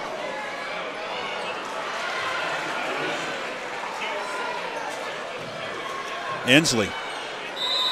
Tie up. Possession arrow going to be with West Henderson. Ball game's not over yet. Yes, 8-point game. 40 seconds left. Strange things happen, especially with a 3 ball, and it's knocked away out of bounds. Say off of Callie Queen. West resets side court. Looked like she hit it off of a West player, but it's Wilson playing with 4 fouls to trigger. Putnam. Wild shot. Rebound Moffitt. Down to 30 seconds left. Inslee. West isn't fouling. There's the foul. Wow, foul. Garcia picks up her second. 2 shots for Tori Inslee. Now to 21.2 seconds left. Franklin on the verge of a conference championship. Yes. I think you might be able to put up your question here in a little while. I do have a nice trivia question. That we will wait for the boys' game. Yeah, I was about to say, you know, the bird one, you know, because they always say that. That's what it is. But since they're not a sponsor, I'm not going to say it. 18 seconds left. Garcia to the hole. Offensive rebound. 5 seconds left. That one wouldn't fall. And that's going to do it. West calling off the Dogs. Down to 1.2 seconds left. Coach Casey Byer waving her hands, don't foul. And it wasn't. Franklin has possession, just got to get it in bounds, and this one will be in the books. It's a final. 61-52. Congratulations to the Lady Panthers. They are conference champions in 2022. Yes. Regular season conference champions.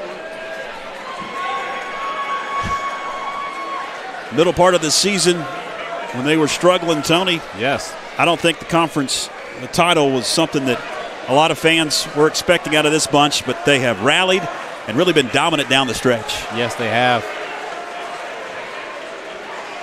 And it was started with, like I said, the player of the year from last year, Tori Inslee, and then Sydney Williams was strong in that first quarter, and then the rest of the team kind of, you know, held along and pushed along, played some good defense down the stretch, made some free throws in that last part, and didn't foul, which was big. All right, fans, stick around here in a few seconds, we believe. They're going to start the senior night festivities for the basketball teams and the indoor track and field teams. And we will carry that live here on FPSN. It is now time for senior night. Boys basketball, if you will come on out with your guest.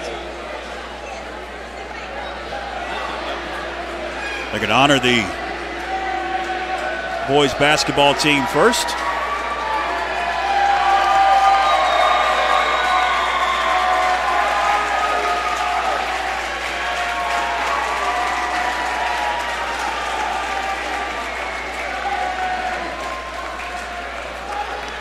This was a class of seniors that you coached, Tony.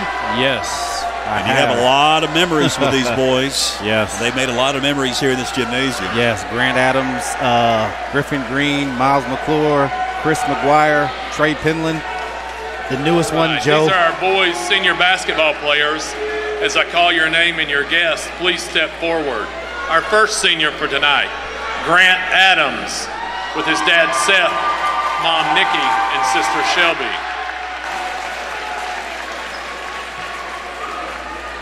Our next senior is Griffin Green. His mom Crystal, brother Landon, sister Sadie, and sister Shayla. Our next senior, Miles McClure, with his father Byron, mother Heather, and brother Max. Our next senior, Chris McGuire, with his father Chris, mother Christy, sister Chelsea, and grandmother Terry Schuler.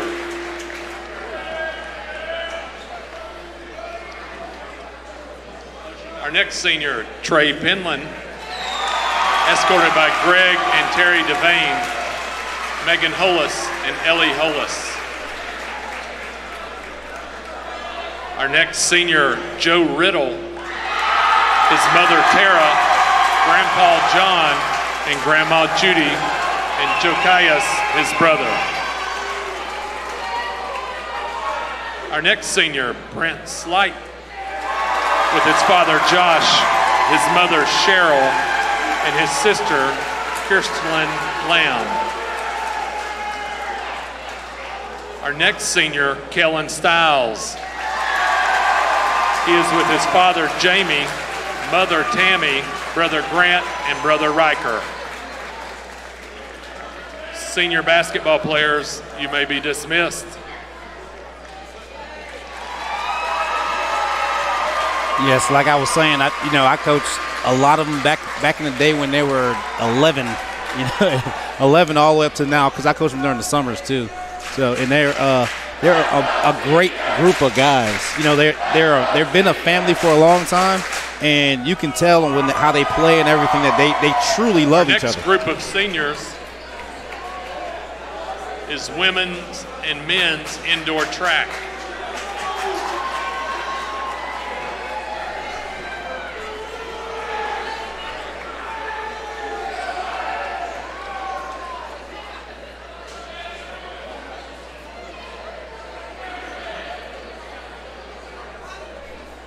We also have coming out is our girls basketball seniors. We will start with women's indoor track. First up, Jocelyn Hernandez, escorted by Dwight Long, her soccer coach. Next up, women's indoor track, Brittany Molina, escorted by Melissa Ward, her coach. Our next group is men's indoor track. First up, Ethan Farrell, his father Sean, stepmother Jessica, sister Maddie, stepdad John, and Jackie Broker, his mother. Our next senior, Andrew Garrison, escorted by his dad Bo and his mother Ashley. Our next senior, Luis Torres, escorted by Matt Hartfinger, the men's track coach.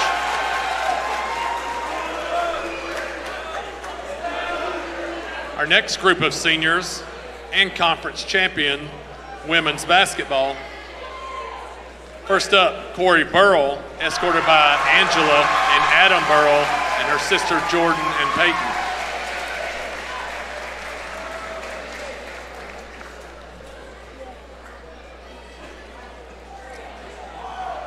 Next up is Helen Martin, escorted by her mother Angela and her father Paul.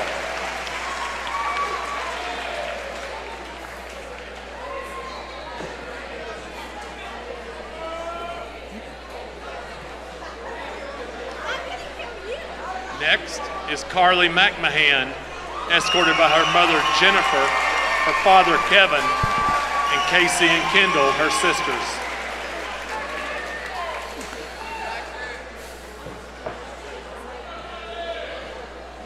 Next up is Sydney Williams, escorted by her mother Sandy and her brother Jackson.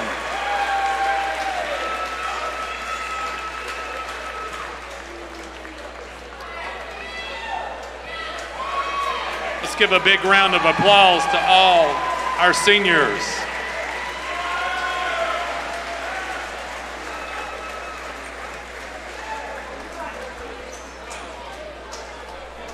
That's going to conclude the senior night festivities here at the Panther Den.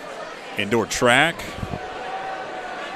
along with the girls and the boys basketball teams. Yes. They've got giant numbers of balloons that the girls basketball players are taking off with them. All right, they've got 10 minutes up on the clock. They'll start rolling it here in just a few seconds. The conference champion boys varsity team will come onto the floor here in just a couple of seconds. As you can see the flags they've got unfurled just directly below us. They're going to bring them onto the floor once they get the seniors and their parents off the floor. They'll start warming up. And we will head to break. We're not going to sign off from this post as we have done throughout the season because of the festivities and all. We're going to stay on this post so you don't, if you're on a smart television, you don't have to cast it back up to your television. We're going to remain on this post of our live stream on both Facebook and YouTube. We're going to take a break, and we're going to come back, start breaking down tonight's senior night matchup on the boys varsity side with the West Henderson Falcons in just a few moments. Stay with us on YouTube Live and Facebook Live. You're locked into the Franklin Panther Sports Network. You're watching FPSN.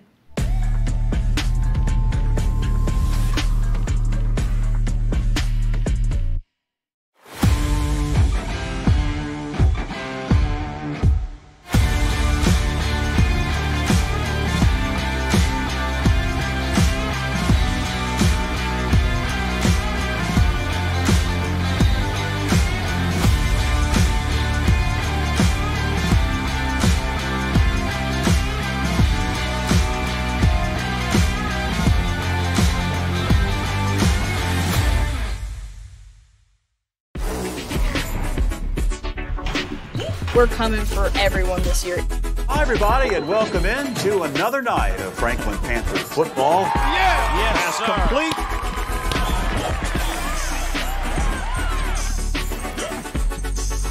But it's good to just go out there and win.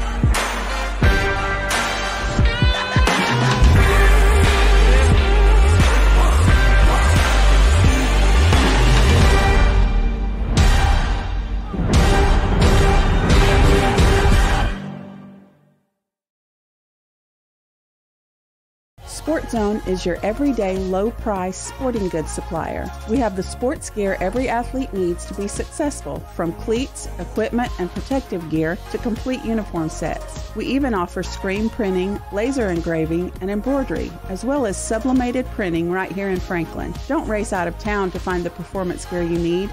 We've lowered our prices throughout the store to give you the opportunity to shop local and score big. Come see us at Sport Zone. Located at 461 Highlands Road in Franklin, Carolina Junction Power Equipment is your local stop for lawnmowers, blowers, chainsaws, weed eaters, and all parts and accessories. Carolina Junction Power Equipment is also your local power sports dealer. They sell Can-Am side-by-sides and ATVs, plus have a full service shop for all of your power equipment and power sport needs. Give them a call at 828-369-9655 or come by today to see the largest selection of inventory around. Shauna Thunlam and family would like to wish the Panther basketball teams all the best this season. A mother of a FHS student and a graduate of Franklin High, Shauna has been working almost 22 years for the Clerk of Court's office. In March, vote Lamb for Macon County Clerk of Court.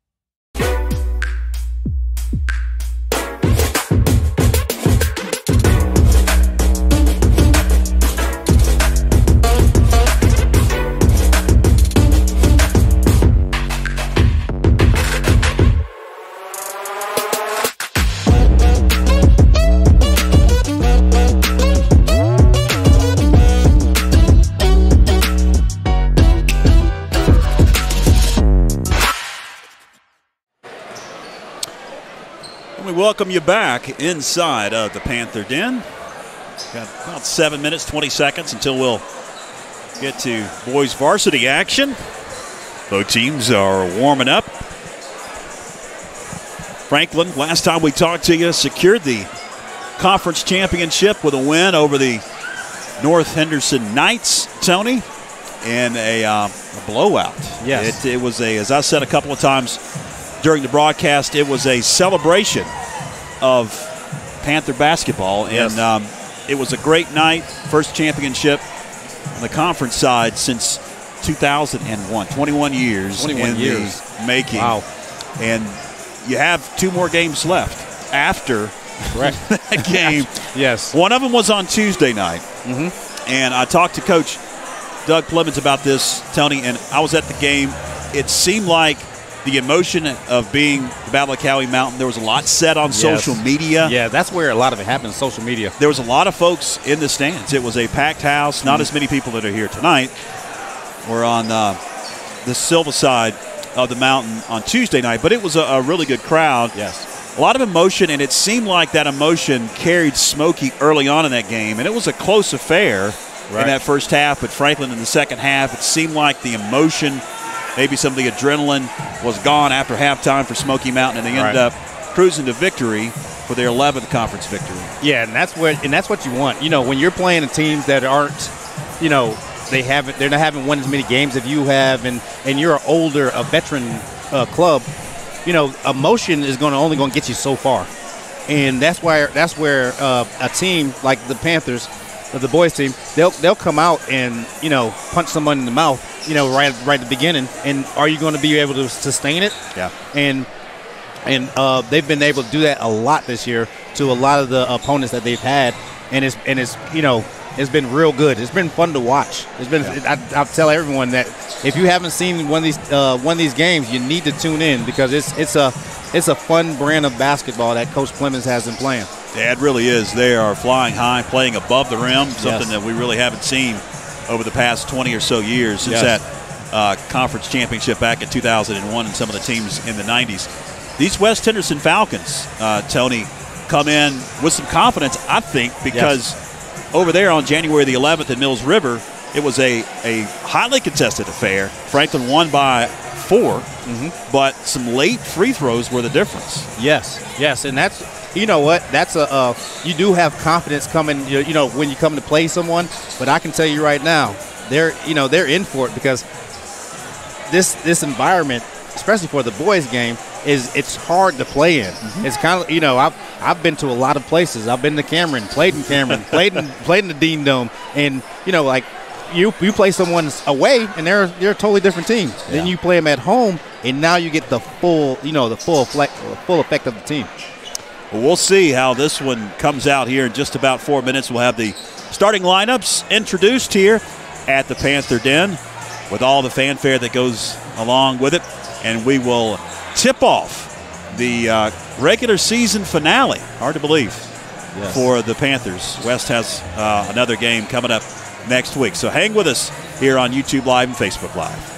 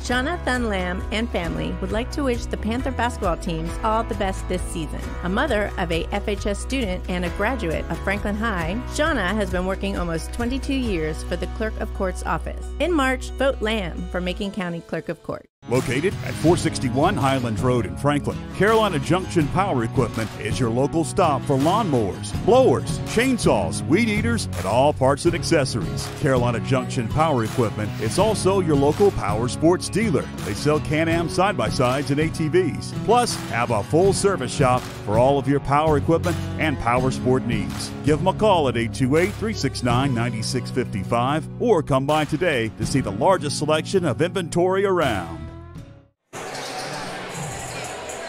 Welcome back. About a minute until we'll get the starting lineups. George Young, Tony Christie back with you on a Friday night of hoops here at the Panther Den. And I tell you what, it's they do it pretty good, with the senior night, because they do a lot better than other places. Because I know during my senior night, it was like you go right from crying to playing, and then and that's like, it's crazy because you're all the emotions are really running through you. If you had, they did it earlier and they went to the locker room, came back out, and they should be able to start this off strong. They're getting ready for the starting lineup. Basketball game. Our guest from West Henderson, the Falcons. Starting lineup. Number 1, Lucas Cacello. Number 3, Jackson Lida. Number 10, Truett Manuel. Number 12, Tyler Nash. And number 23, Nick Pate.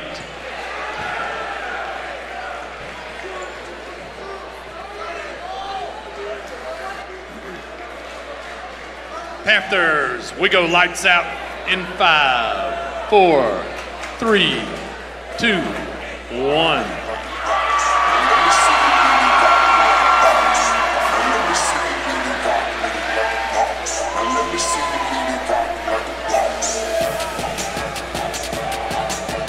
Ladies and gentlemen, let's get on your feet for your starting lineup for your Franklin Panthers. At guard, a senior, number 2, Chris McGuire. At the point guard, a senior, number 10, Kellen Stiles. At guard, a senior, number 22, Griffin Green. At forward, a senior, number 23, Trey Triple Penland. At forward, a senior, the big guy, number 32, Miles McClure.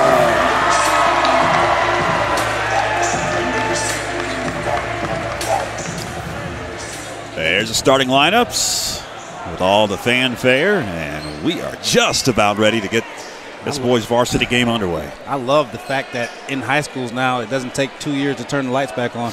That's the Absolutely. Best thing ever. Yeah, you're right about that. Yes, they have the LED lights, and you just flip a switch and they're on. You ain't got to worry about those lights warming up like we had when we were in school. Because I've been in several games where somehow the lights went out or something, and it took forever to come back on. You have that problem at the Panther pit. Yes. Those are old halogen lights, got to warm back up. McClure will jump center against Truett Manuel. And the West Henderson Falcons have the opening possession.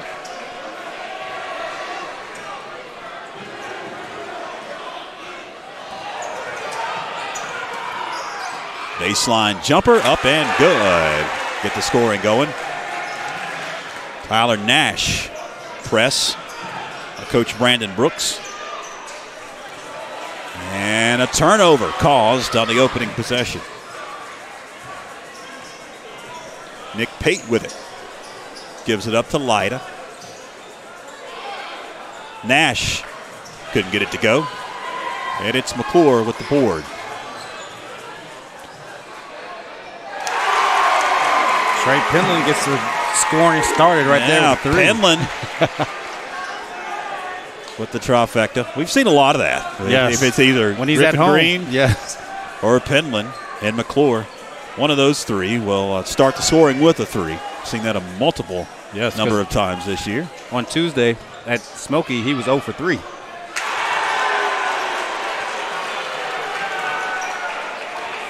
Cachillo with the bucket. Griffin Green stepped on the baseline.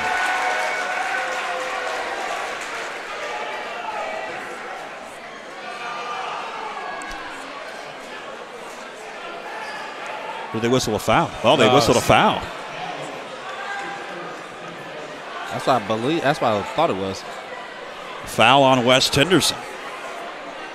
Truett Manuel picks up his first.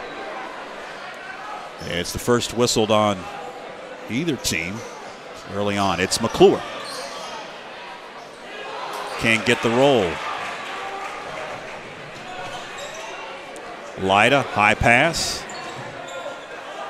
Good. Oh, my goodness. Oh, my goodness. Don't anticipate it. Nick Pate at the line. After Griffin Green. Got a whistle for the foul. It's his first and the team's first. Pate can't hit. She Wallace said, ball don't lie. One more at the charity stripe for Nick Pate. Man. 6:31 first quarter as Pate hits the second. And West Henderson has doubled up the Panthers at 6-3. McGuire into Penland. Penland's doubles to the hole.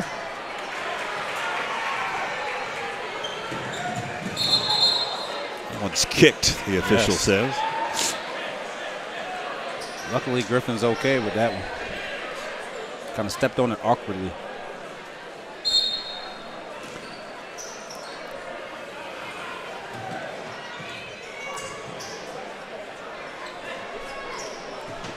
Pate with it. Gives it up. Top of the key. It's a 3 off the mark for Lyda.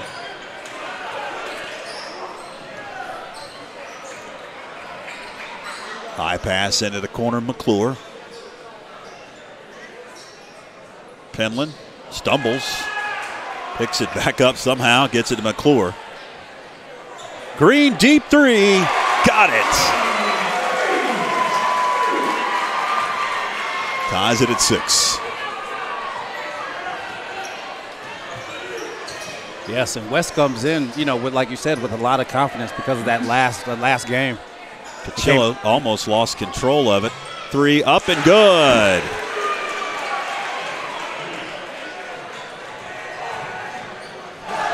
Griffin Green missed the dunk.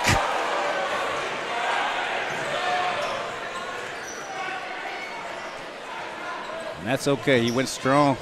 Cachillo in the corner. Nick Pate with the J. 11-6.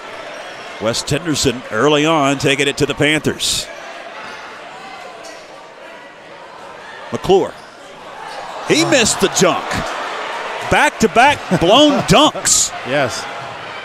Nick Pate coast to coast. 7-point lead. For West Henderson, it's McClure in the corner. He's trapped. Going to step on the baseline. That's a turnover. Yes, I'm telling you, the emotions of senior night. You can see it coming out right now. Nick Pate slowly brings it up, swings it over to Cachillo, back to Pate. Under 4.5 left. First quarter. Cachillo in the paint. Lost control. Picked it back up. Swings it over. Pate 3. Nick Pate lets the student section know.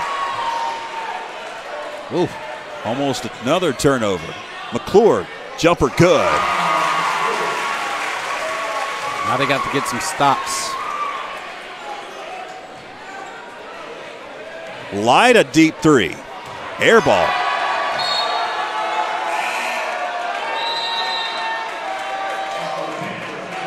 Brent Slide along with Joe Riddle check into the game as McGuire and Stiles take a seat. A couple of seniors that got the start for Coach Doug Clemens.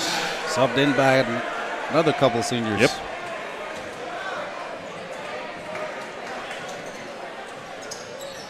Under 4 minutes left, down to 3:47 is quickly up court. Slight, over to Riddle, back to Slight. It's going to direct traffic.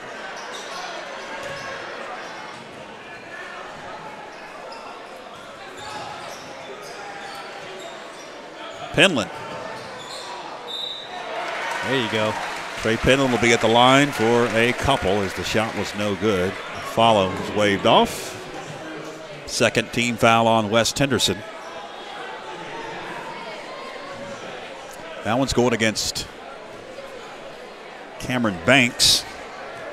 It'll be his second. Penland misses the first. And I guarantee you that West, after that loss, they circled this day that they're going to come back and try to get it back. Now West shooting 66% from the field early on. Second shot up and good. Franklin 42%. Pate gets his pass knocked away.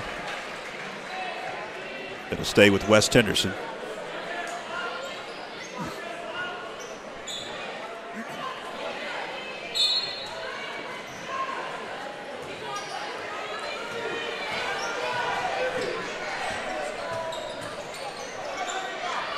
Lyda gives it up. Shot from the free throw line by Banks, no good. Griffin Green steps out of bounds.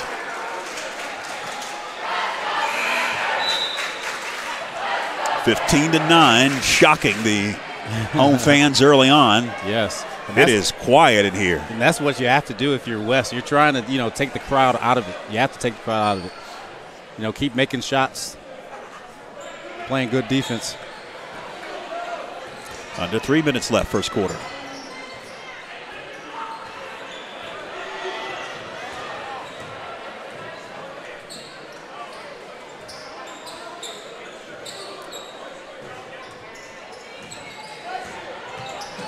Lyda, free throw line wouldn't fall. Rebound, Penland up court. Griffin Green, no. Follow up and good, McClure. And that's what they have to do. Have to get the rebound and get out. Joe Riddle going to pick up the reach-in foul for the Panthers. It'll be his first. Second whistled on Franklin. 2:26 left in the first. So we approach 9 o'clock on a Friday night. Yes, that just made me yawn.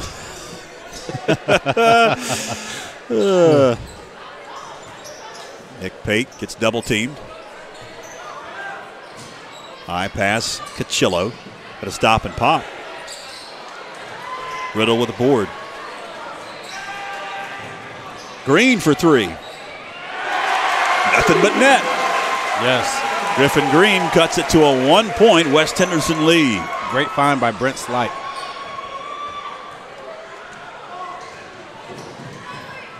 Pate wouldn't fall.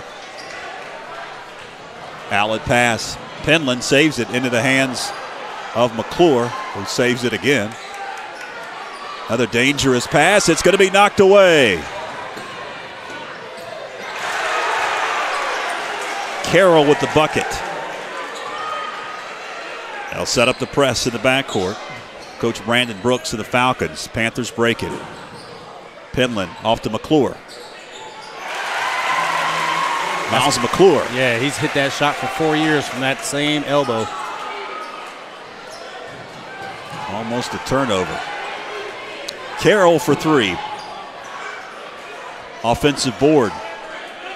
Banks underneath, gets it out. Another three. Good. And West is a good three-point shooting team. Nick Pate.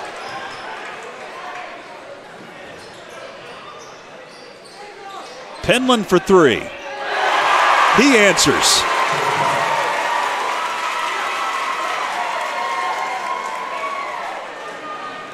Down to 35 seconds here in the opening quarter. Yeah, it's a very entertaining first quarter, too.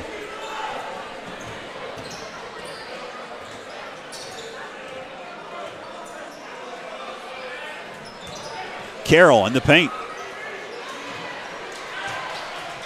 McClure 17 seconds left. McClure. And one. Yes. Nice move by Miles. Way to finish it, keep his concentration, take it to contact, and finish that one.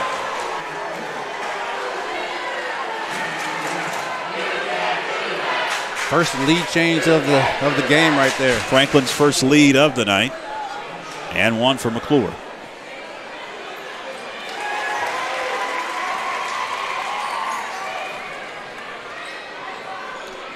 "12 seconds left.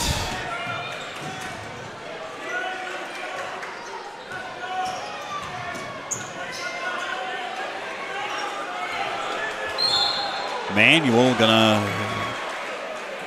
get a reach-in foul on Joe Riddle. 0.6 seconds as West triggers side court. That'll do it. One quarter of the book's been entertaining. Franklin now about 22-20 as we had to break. Hang with us. Shauna Thunlam and family would like to wish the Panther basketball teams all the best this season. A mother of a FHS student and a graduate of Franklin High, Shauna has been working almost 22 years for the Clerk of Court's office. In March, vote Lamb for Macon County Clerk of Court.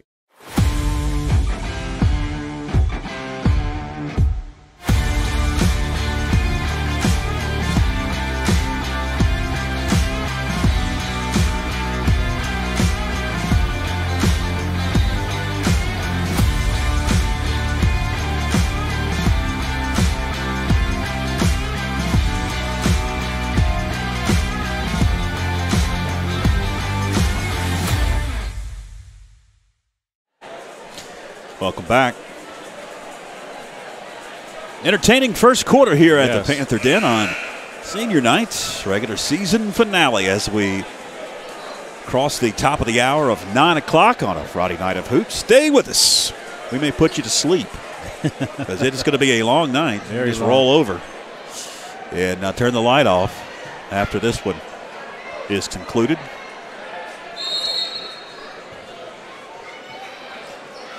Franklin has possession to begin the third quarter, or second quarter, as it's Brent Slight. In the corner, it's McGuire. Back to Slight. Penland directs traffic. McClure open for three. Gets his own rebound. Miles McClure with the J. 11 points for Miles. As Franklin now up 24-20. We just tuned in, fans. Franklin trailed the entire first quarter until about 30 seconds left. McClure for three. Feeling good. Timeout, West Henderson. Coach Brandon Brooks wants to talk it over. Going to be a 30-second timeout. Talked about the fact that Franklin had already wrapped up the conference championship. Yep. There are the standings. North Henderson, West Henderson there in that second and third slot. Both teams had very competitive ball games with the Panthers. But doesn't matter what happens tonight. Franklin's already wrapped it up, and they wrapped up a #1 seed in the Mountain 7 Conference Tournament, which technically begins next Friday, the 11th, but the Panthers won't be participating in the first round because they got an opening round bye as the #1 seed. Both the girls and the boys get an opening round bye. Body's hitting the deck, no whistle. West will now reset as whipping around the horn. Pachillo's pass knocked away. McClure got his big paw in there. Penland spins. Doesn't get the roll. Saved out of bounds. Griffin Green leans into a shot. It wouldn't fall.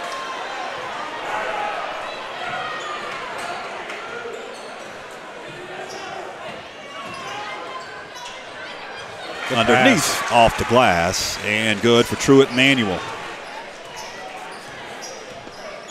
I'll pick up the press in the backcourt. Panthers break it. McGuire up top, over to McClure. He's open for three. And you know what? Coach Brandon Brooks, as soon as Miles caught the ball, he put his hands on his head. Like, where's the guy supposed to be guarding him? That one wouldn't fall for Lyda, and coming out with it, Brent Slight. Under 6 minutes left, second quarter.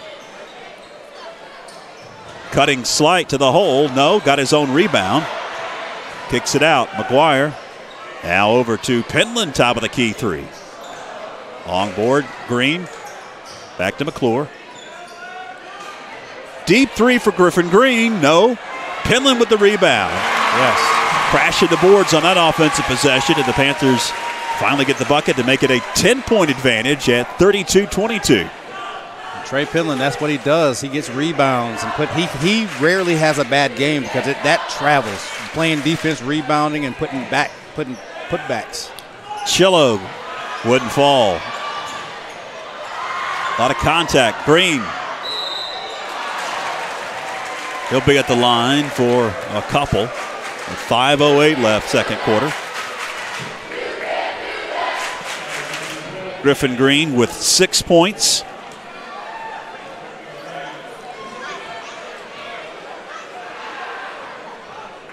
Gets the first.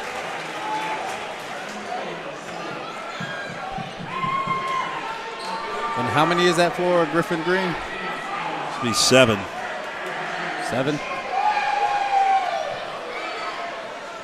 Now 8 points for Griffin Green. Griffin Green.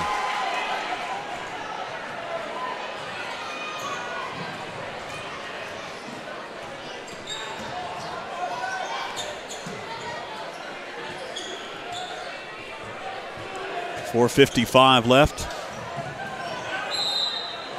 Whistle in the paint, on the floor. They'll wave off the shot.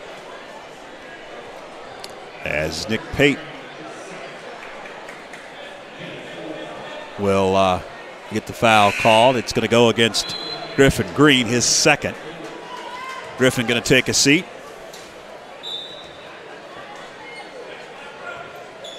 Griffin Green, as that one is short. Griffin Green just 7 points away from 1,000 career points as a Panther. Yes, and that's big. He could break it tonight. McClure fade away. And that's pretty big because, you already have 1,000 point scorer this year. And that's Miles McClure on the floor right now. Then you have Griffin Green as well. 2,000 point scorers on the same team.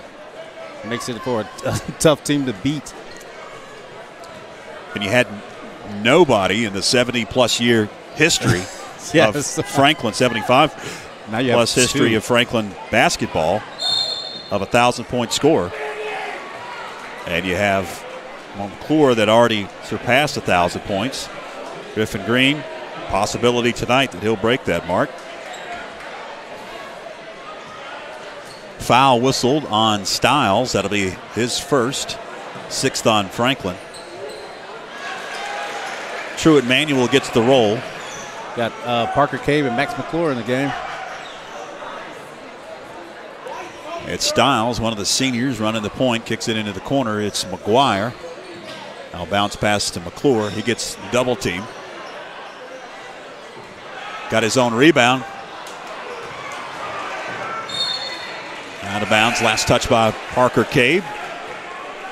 Panthers up by 10 at 34-24. 3:55 here in the second to go. James Britton checks in for West Henderson. Fans, stick around at the half. We've going to catch up with Jared Greenwood, head baseball coach for the Panthers. Baseball season just around the corner. A deep three for Pate. It's well off the mark. Offensive board and the stick back for James Britton. Or is it Brittan? Max McClure with it. Swings it over to his brother Miles. Now it's Stiles who holds his hand up, calls out the offense, swings it over to Max. And we've got a whistle. Yes, away from the basketball. Right there, Max has to see the switch. He got switched off of when his brother set the screen. Now a center was guarding him. Right then he has to take it to the hole. Foul away from the ball was on James Britton, and that's going to be his first. 5th on West. Approaching 3 minutes here, second quarter. Max to the hole. Nice. Tip up by Max McClure. Strong move by Max. Back to a 10-point edge for the Panthers.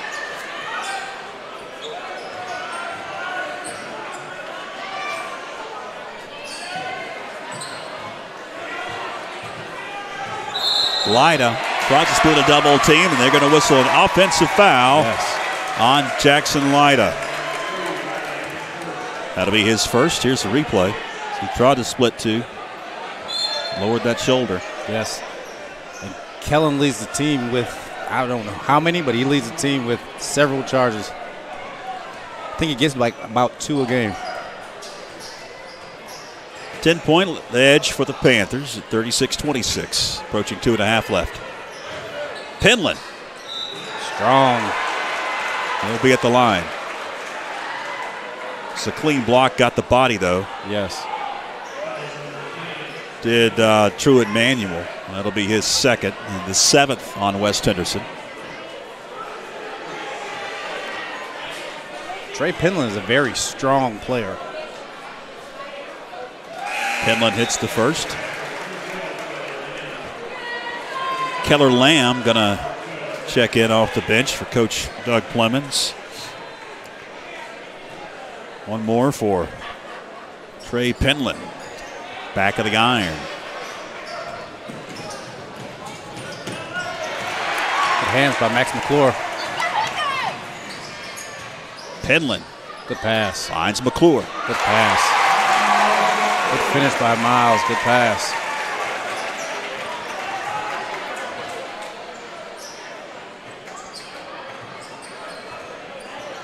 $17 points for Miles McClure. 2:10 left, second quarter.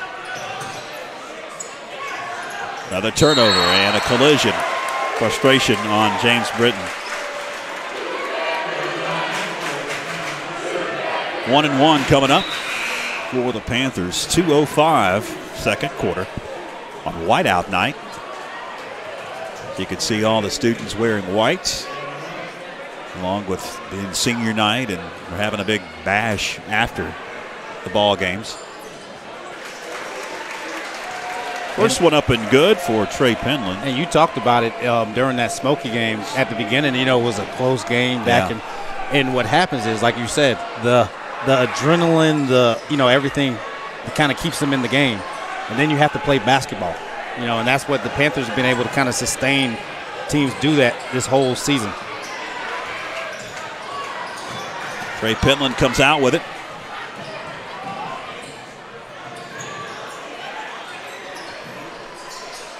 Nice. Trey Penland for 3. And on the rebound, we've got a whistle and a foul coming up on Franklin. Lamb going to pick up the foul. 7th on Franklin. It's a 1-and-1 opportunity for West Henderson.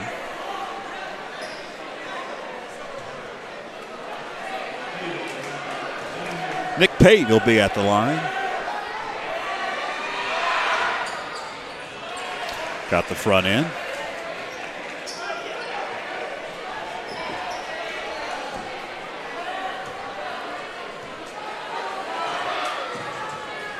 Can't hit the second. Long board in the corner, secured by Max McClure. Quickly off it goes Brent Slight.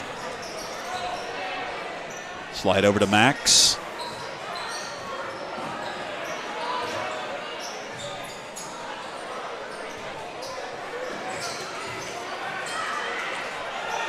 Max powers up. Couldn't get it to go. Yes. That was a good drive, though. A lot of contact. Yeah, it was a lot of contact. Nick Pate, double team. Bounces one over to Cachillo, knocked out of bounds. Keller Lamb. Front of that student section. Lamb got his big paw on it. 66 seconds here in the second quarter.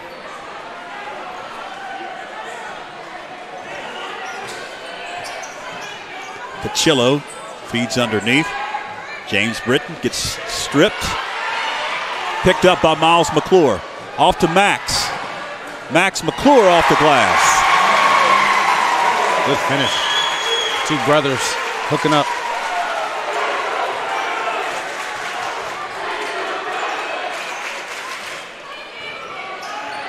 Under 40 seconds.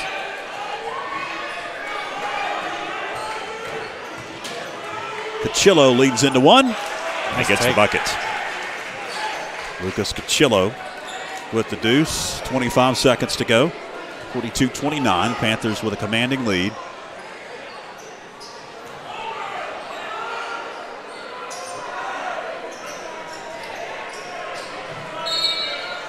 Knocked away from Brent Slight. 12 seconds to go. Panthers reset. Max McClure. Off balance. Hits the deck. Gets the bucket. Down to 3 seconds. Lyda. That'll do it. First half in the books. 44-29 on senior night. Panthers. Slow start, but got things going offensively and scored about their average, 44 points here at the break. All right, fans, want to stick around? Hopefully we're going to catch up with Jared Greenwood, head varsity baseball coach. He's going to come and we'll talk some baseball here in just a few moments. Stay with us.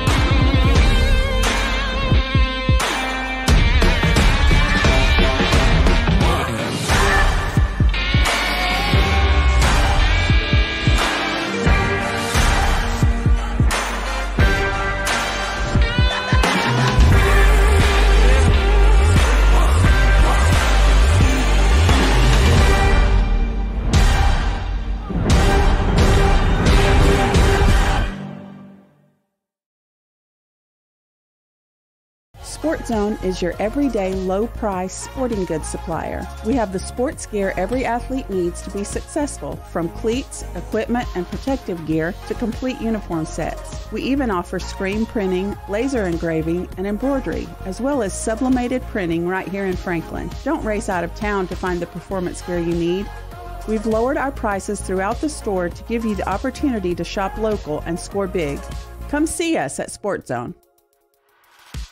Located at 461 Highlands Road in Franklin, Carolina Junction Power Equipment is your local stop for lawnmowers, blowers, chainsaws, weed eaters, and all parts and accessories. Carolina Junction Power Equipment is also your local power sports dealer. They sell Can-Am side-by-sides and ATVs, plus have a full service shop for all of your power equipment and power sport needs. Give them a call at 828-369-9655 or come by today to see the largest selection of inventory around.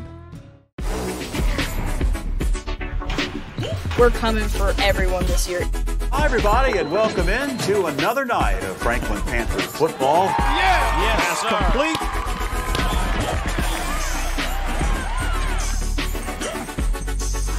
It's good to just go out there and win.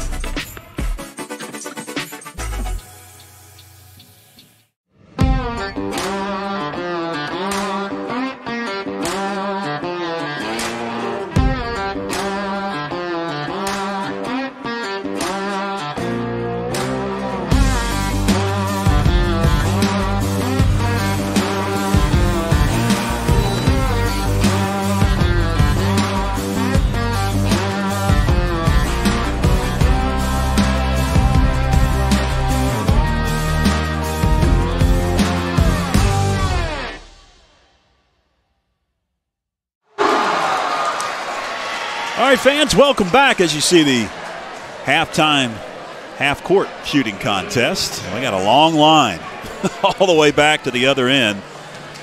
Keeps going from that shot there, and they're trying to get them a bucket shot, as many shots up as they can. As we're down to, what, 6.5 left before the third quarter begins. George Young back with you along with Jared Greenwood, the head varsity baseball coach. Your first campaign as the head man, but you are no stranger to the coaching ranks in the Panther baseball. You've been around the program way back from the 90s on. Yep. You've been somehow associated either as a player or as a coach, and I know that you're excited about getting this one underway. Very excited. I haven't been this excited about baseball since I was playing. So it can't get here fast enough, and I think the kids are just as excited as I am. I think I'm feeding off them more than anything. So you guys have tryouts in a couple of weeks, and then your season begins at the beginning of March. You have some non-conference opponents, and then you get into Mountain 7 conference play. And since you've been around the program, we in fact did a game last year together. You've been around for a long time. You've seen a lot of players come and go, seen a lot of coaches come and go. I know you got tryouts. You really don't know exactly who you're going to have on your roster, but you have a pretty good idea with some players that will be coming back from previous seasons. Who do you think is going to be some of your standout guys this season? Well, we have a massive group of seniors coming back this year. Stole some guys that hadn't been playing in a while. They wanted to come back and play. That's Miles good. McClure. Oh, yeah. And Kellen. And, you know, Davis is going to be back in that lineup. Yeah. And Bradley Stiles is healthy, ready to play. We got going to throw two lefties at you on the mound, which is going to be really awesome for us, not the other teams hitting with Braxton and Chris. So a lot of things to look forward to. Their attitude has been awesome. They've worked their butts off. Had the basketball guys coming during football season. Then we got the football guys back, lost the basketball. So I'm really excited to put them all together here in a couple of weeks. Well, you changed just like all the rest of the sports. You changed conferences. Vard, Hendersonville out of the conference. Add West, the team that we see tonight on the basketball floor. North Henderson, a team you hadn't seen in a while either. Have you had a chance to kind of see where the conference is and who are some of the teams maybe that you're going to be battling this season for that conference championship? Baseball, that conference is a challenge for any of the teams. Everybody's pretty strong. A lot of these kids with travel ball now kind of know everybody, have played against them and know what schools they go to. So West is always going to be strong. North's had a great program for a while, and then you know what you're going to get with Pisgah, smoky games, high emotion games. So it'll be every game will be a great game, and really look forward to being in that baseball conference again. Well, I'm looking forward to it. I know that you are. You start in a couple of weeks with tryouts and then practice, and then the first part of March, you get things rolling. We're ready. Can't get here fast enough. Well, good luck, Coach, and we'll catch up with you down the road, I'm sure, on some broadcasts. Perfect. Sounds good. All right, Jared Greenwood, head boys varsity baseball coach, joining us here at the half. Got about 3 minutes until we'll tip off the third quarter. Hang with us, fans. All right, buddy.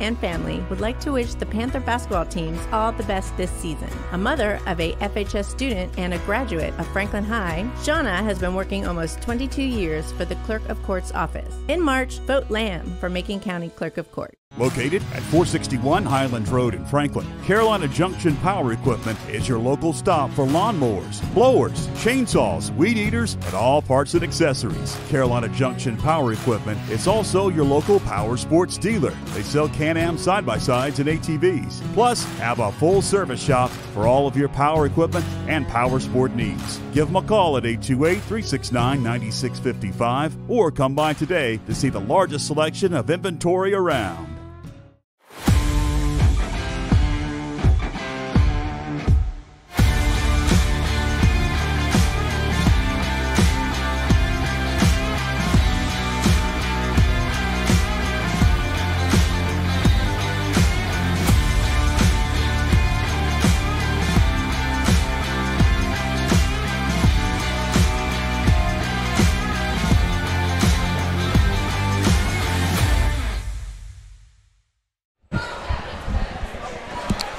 Welcome back. So we are just about ready to tip off that third quarter. Thanks to Jared Greenwood joining us here at the break. The baseball season just around the corner. Hard to believe. Yes. Of course, you know, we were joking before we came on, and also I was joking with Bobby Bishop, who's the head softball coach. Maybe a little warmer weather would be nice. That's what because last year, if you remember, they delayed the baseball season to April, and so, well, really late April. So you had a lot of warm weather, but this year, getting things cranked up back to normal in February, and then the first games in beginning of March. Lyda couldn't get it to go. Penland with the rebound. Outlet pass up to Griffin Green. Green on the dribble. Good pass. Penland open for three. That's how the game started. By the way, some first half stats. Franklin shot 60% from beyond the arc, 48 from the floor. West 42%, 27% from beyond the arc. Almost a steal. They'll kick it out. Pate, three, no. Rebound, Manuel goes up and gets the bucket.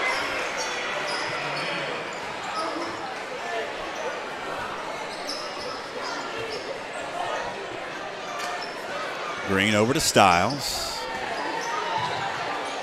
Green finished the first half with 8 points. And a whistle to foul before the shot. Foul going to be whistled on Jackson Lyda. That'll be his second and the first so far on West. Green for three. Penland can't hit. Nick Pate with that rebound. He's going to race down court, and then there's a collision. Green picks it up, stumbles, somehow keeps his balance briefly. Not sure what. And then eventually it's out of bounds. Yes. There was a lot of contact both ways on that one. Yeah. They just let the clock roll. They want to get out of here. I don't know. In the second half, Cachillo with it. And a steal. Penland. Griffin Green now with 10 points. That was just a missed layup. That wasn't actually a missed dunk. So, yeah, if you just joined us, Panthers had a couple of missed dunks in that first half. Back-to-back missed dunks, which is really embarrassing. Yes, nice pass. True and Manuel. 49-33. Franklin with a double-digit lead. It's been that way since middle part of the second. Trey Penland.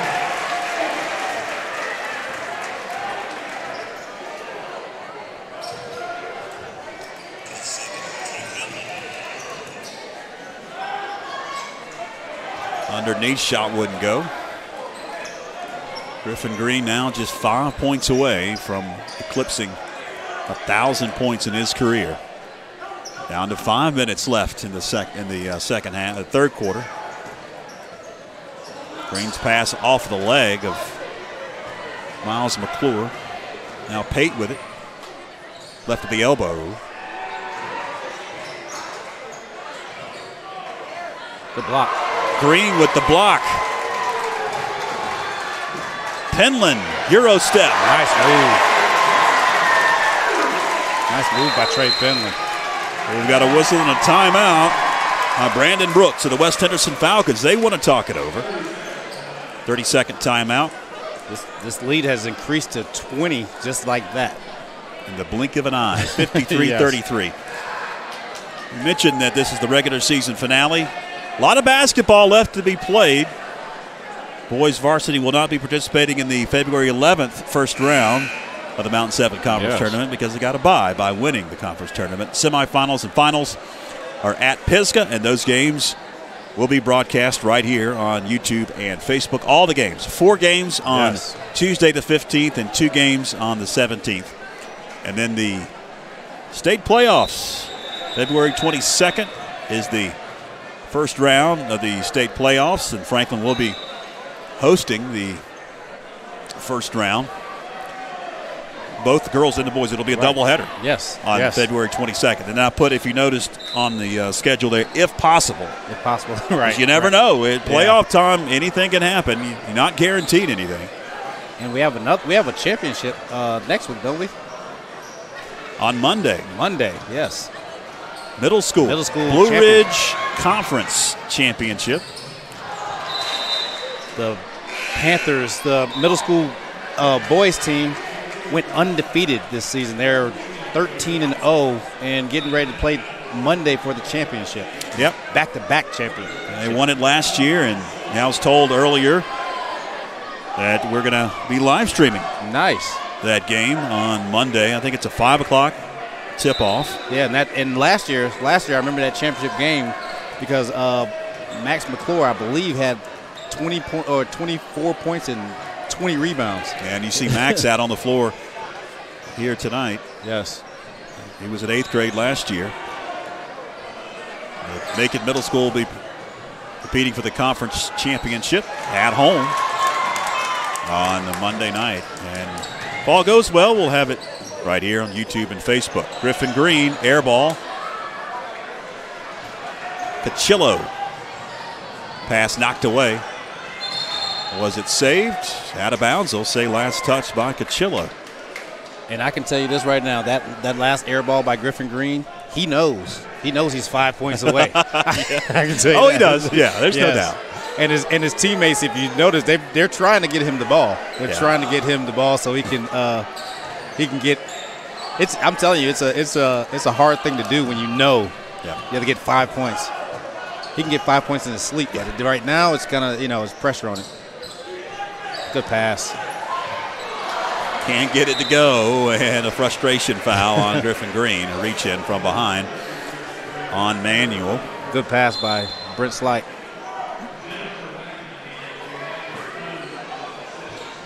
I liken it to I had to be a golf pro. I knew the number I had to get. Yeah, it took me 10 times to pass that test. You had to shoot a specific I had to shoot number. A specific score, yes, and it took me 10 times. So. Yep.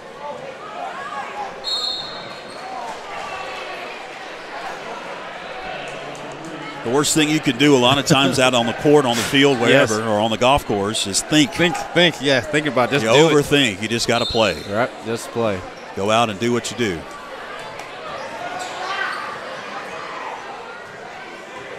Approaching 3 minutes left here in the third.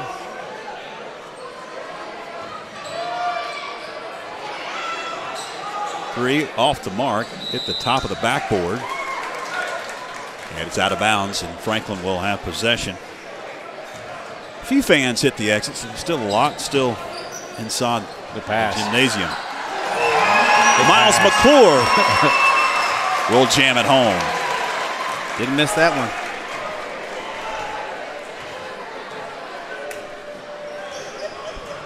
(55-33) in the corner of three, off the mark. And Joe Riddle with that board. Got to quickly race up court. It's Green. Now over to McClure. A dangerous pass. Picked back up. The pass. Underneath Riddle. Brent Slight, I tell you what, he comes in the game. He leads the Panthers in assists. Off the bench, he leads the Panthers in assists. So, he's going to find everybody. Got great vision. Yes. Nash couldn't get it to go. Green got bumped. Just a second on West Henderson. Penland going to check in for Parker Cave, who takes a seat. Subs coming in for West Henderson as well.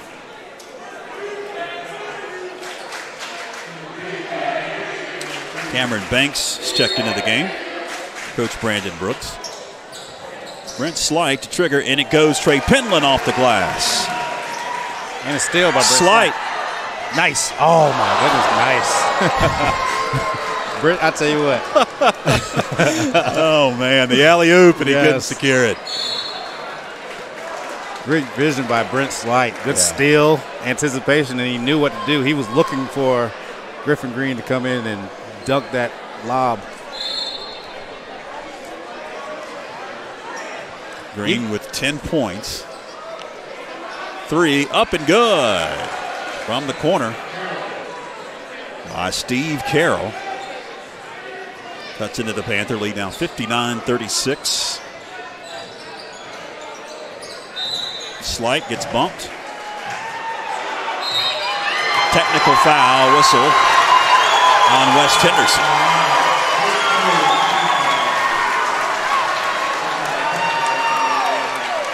Jackson Lyda will pick up the technical.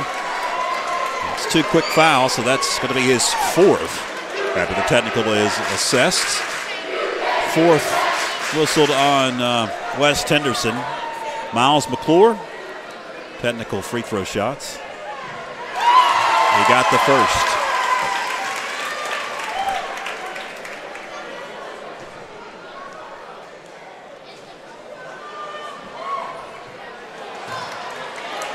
The Panthers will have possession after the technical. Cal Drake comes in for Miles McClure.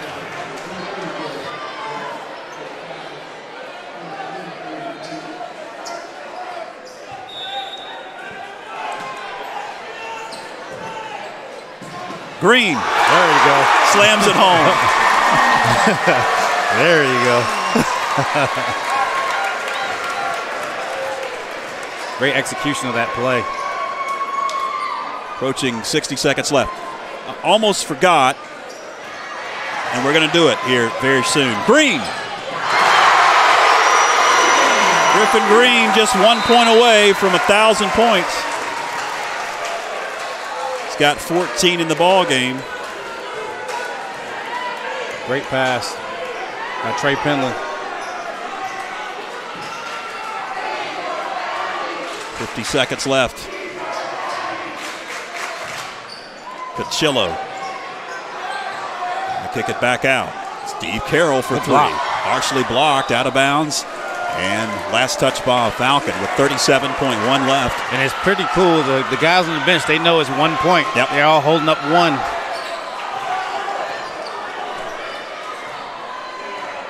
One more bucket will put him over that. Griffin Green off the mark. 20 seconds left. Carroll to the hole. And a foul on Griffin Green. That'll send Steve Carroll to the line.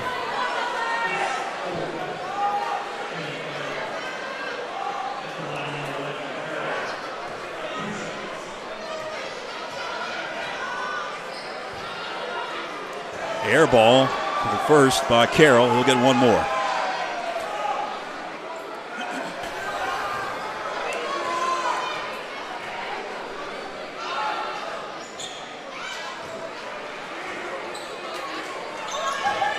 Slight going to race up.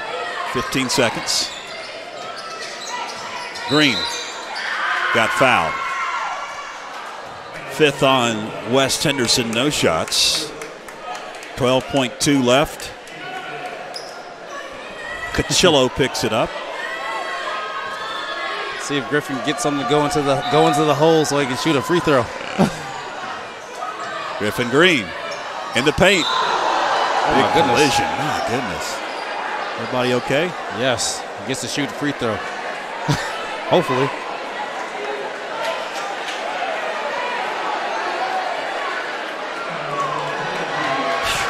Wow.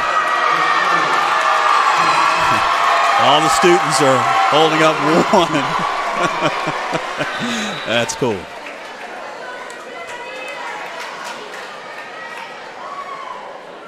I think Coach Doug Clemens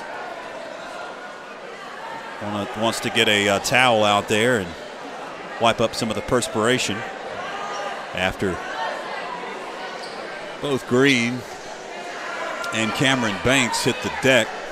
Banks got the foul, by the way. That's his 3rd, 6th on West Henderson.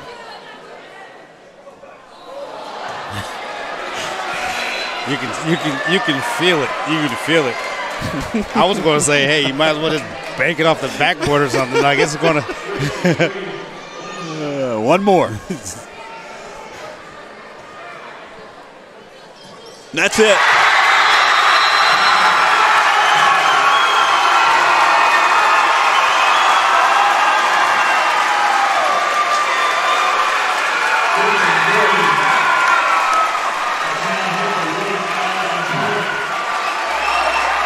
milestone at Franklin High School. Griffin becomes the second player to reach 1,000 and joins Miles McClure. Coach Doug is presenting Griffin with a 1,000-point basketball.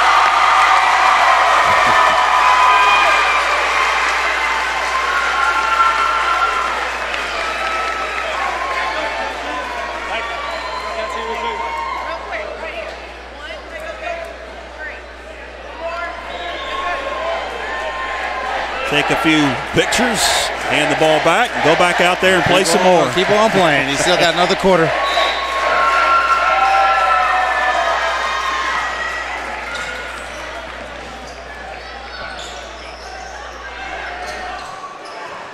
Down to 3 seconds. It's Penland. Lost control, and that'll do it. 3 quarters in the books.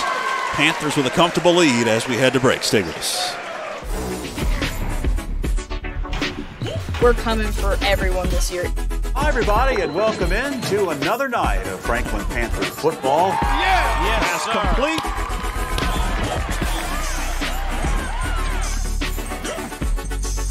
But it's good to just go out there and win.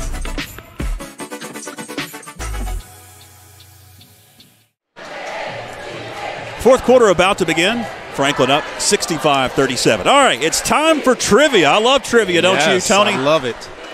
Here's the FPSN trivia question. Now, I don't have any prizes to give out. I'll give you a virtual pat on the back if you get it right. When was the last time both the boys and the girls teams won a conference championship in the same year? This is the regular season conference championship. I'll give you a hint. Wasn't in the 2000s. The last time both the boys and the girls teams won it the same year. Cade from the corner. Good shot. Just inside the arc. Parker Cade with the J.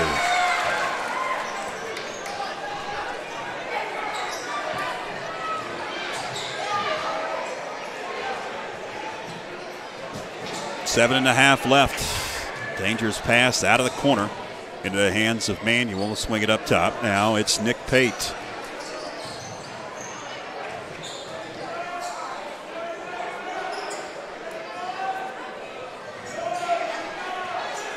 Pate backs it out. Guarded by Grant Adams. Now kicks it over for a deep three. Saved out of bounds into the hands. It's Pate again. 7 minutes left.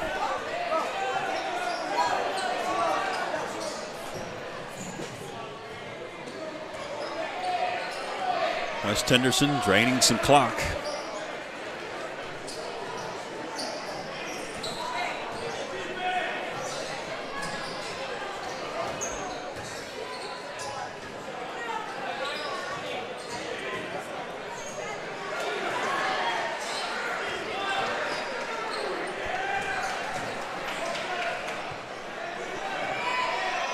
Nick Pate, top of the key, wouldn't fall. Good rebound, Parker Cade. I'm checking the comments. I don't see anybody answering a trivia question. Maybe the comments aren't flowing in correctly. Maybe it was because I'm not giving any prizes out. I can just give you a virtual pat on the back. Virtual pat. Yeah, that's about it. Cal Drake gets bumped. And that'll be whistled on James Britton. 1-1, that's the 17th foul on West Henderson as subs are coming in off the bench for Coach Doug Clemens. Got McGuire along with Keller Lamb back into the game.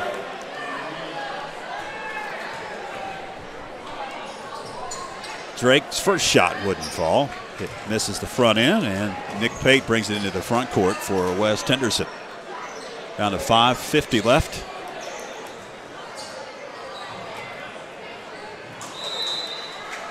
Knocked around, out of bounds. Stays with West Henderson. 5:44 to go here in the fourth.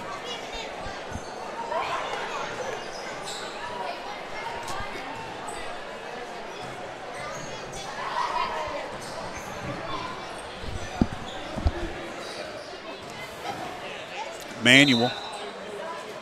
That's a split, a double team.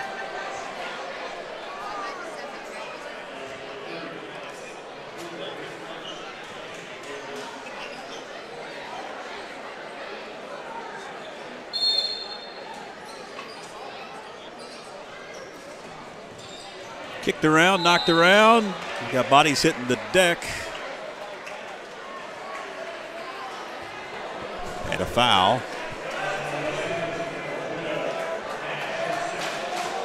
Whistled on Tyler Nash. It is going to be an offensive foul.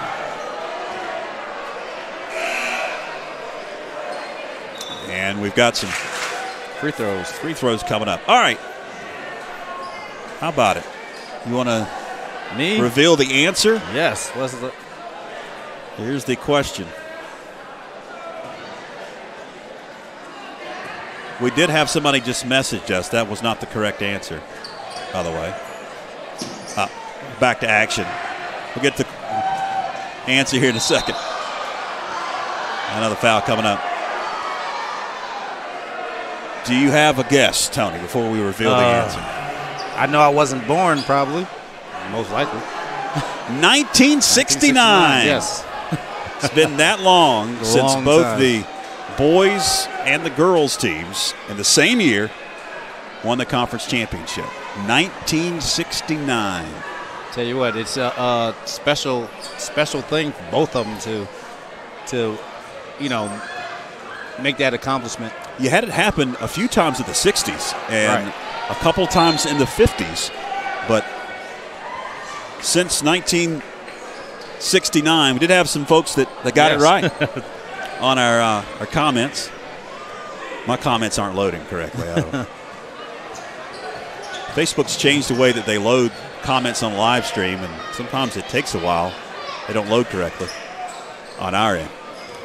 So congratulations to folks that got it right. 1969 is the year. I asked Coach Doug Clemens, also asked Becca Brooks if they knew. They had no clue. Doug did say that, hey, it was probably during the Tom Raby era. Yep. And that's what it was. Top of the key, 3. Good shot. Got it. So I figured it out. I looked at the board over there with all the conference championships for the girls and the boys. Compared the years and figured it out. Max McClure hits the deck. He'll be at the line. Max McClure is having a day tonight.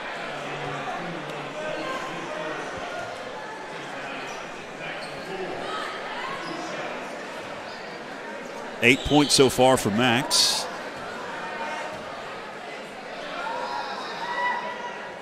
Make it 9 for Max McClure.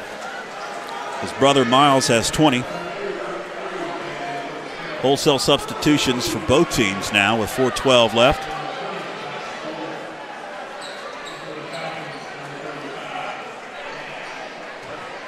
And the folks that got it right in the comments, those are die-hard Panther fans. Yes, they right are. They know. Die-hard Panther fans. They definitely I know. did talk to a die-hard Panther fan yesterday. He didn't know it. Yeah.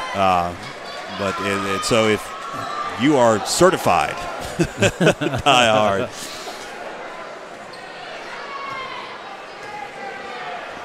You can put up there 2022.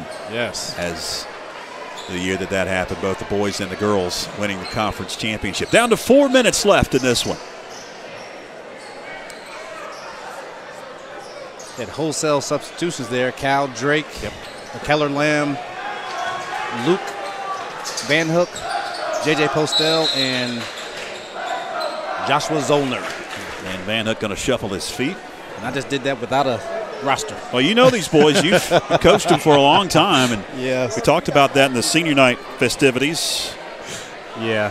These fellas have played for a long time together. And, you know, that goes a long way to building a team. And also helps if you got some talent. These boys do. Correct. They have a lot of talent. You know, a lot of them play on my my AAU team. We travel around the country. We went this last one. We went to last summer. Went to Orlando and Vegas. So they got to play a whole lot of basketball against great competition.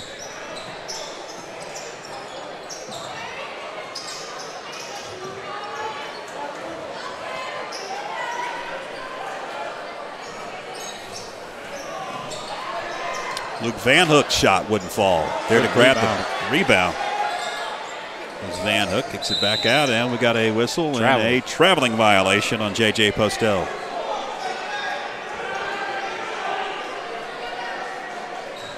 .304 left. Franklin staring down the barrel of their 18th victory on the season and their 12th in the Mountain 7 Conference. Perfect 12-0.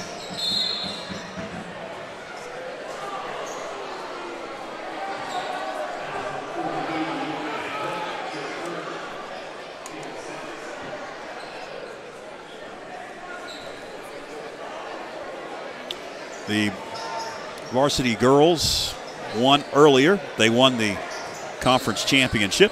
Yes. Picked up the #1 seed in the Mountain 7 Conference tournament, which begins for the Panthers on February 15th at the semifinals at Pisgah. Cal Drake with it. Swings it out. Keller Lamb for 3.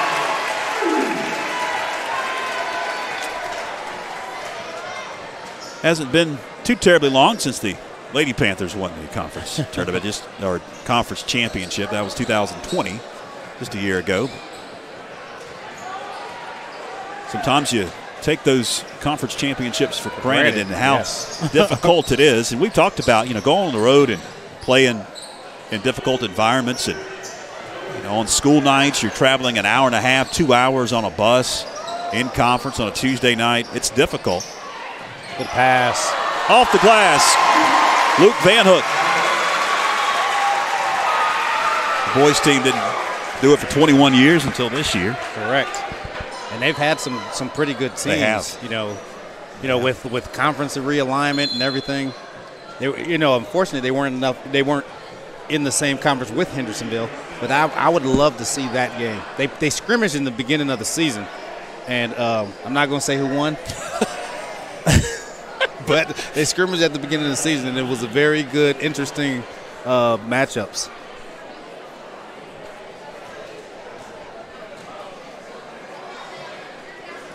Free throw off the mark, offensive board. Couldn't convert on the second shot. Down to minute 25 left. Keller Lamb hit the top of the backboard. They'll whistle it dead.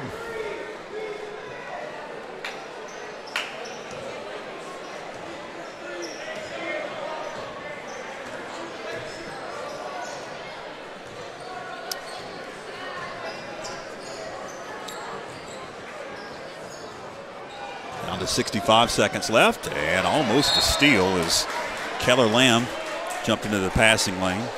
And Keller Lamb told me he could dunk now, so I was waiting to see that steal. Might have an opportunity. We'll see here.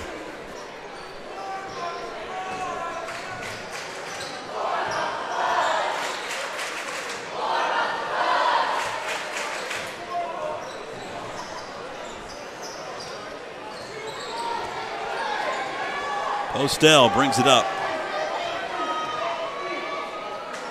Now Lamb draining some clock down to 38.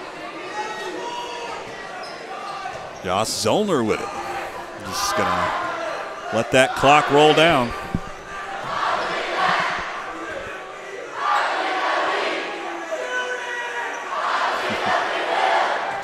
Down to 20 seconds. They're just going to roll that clock.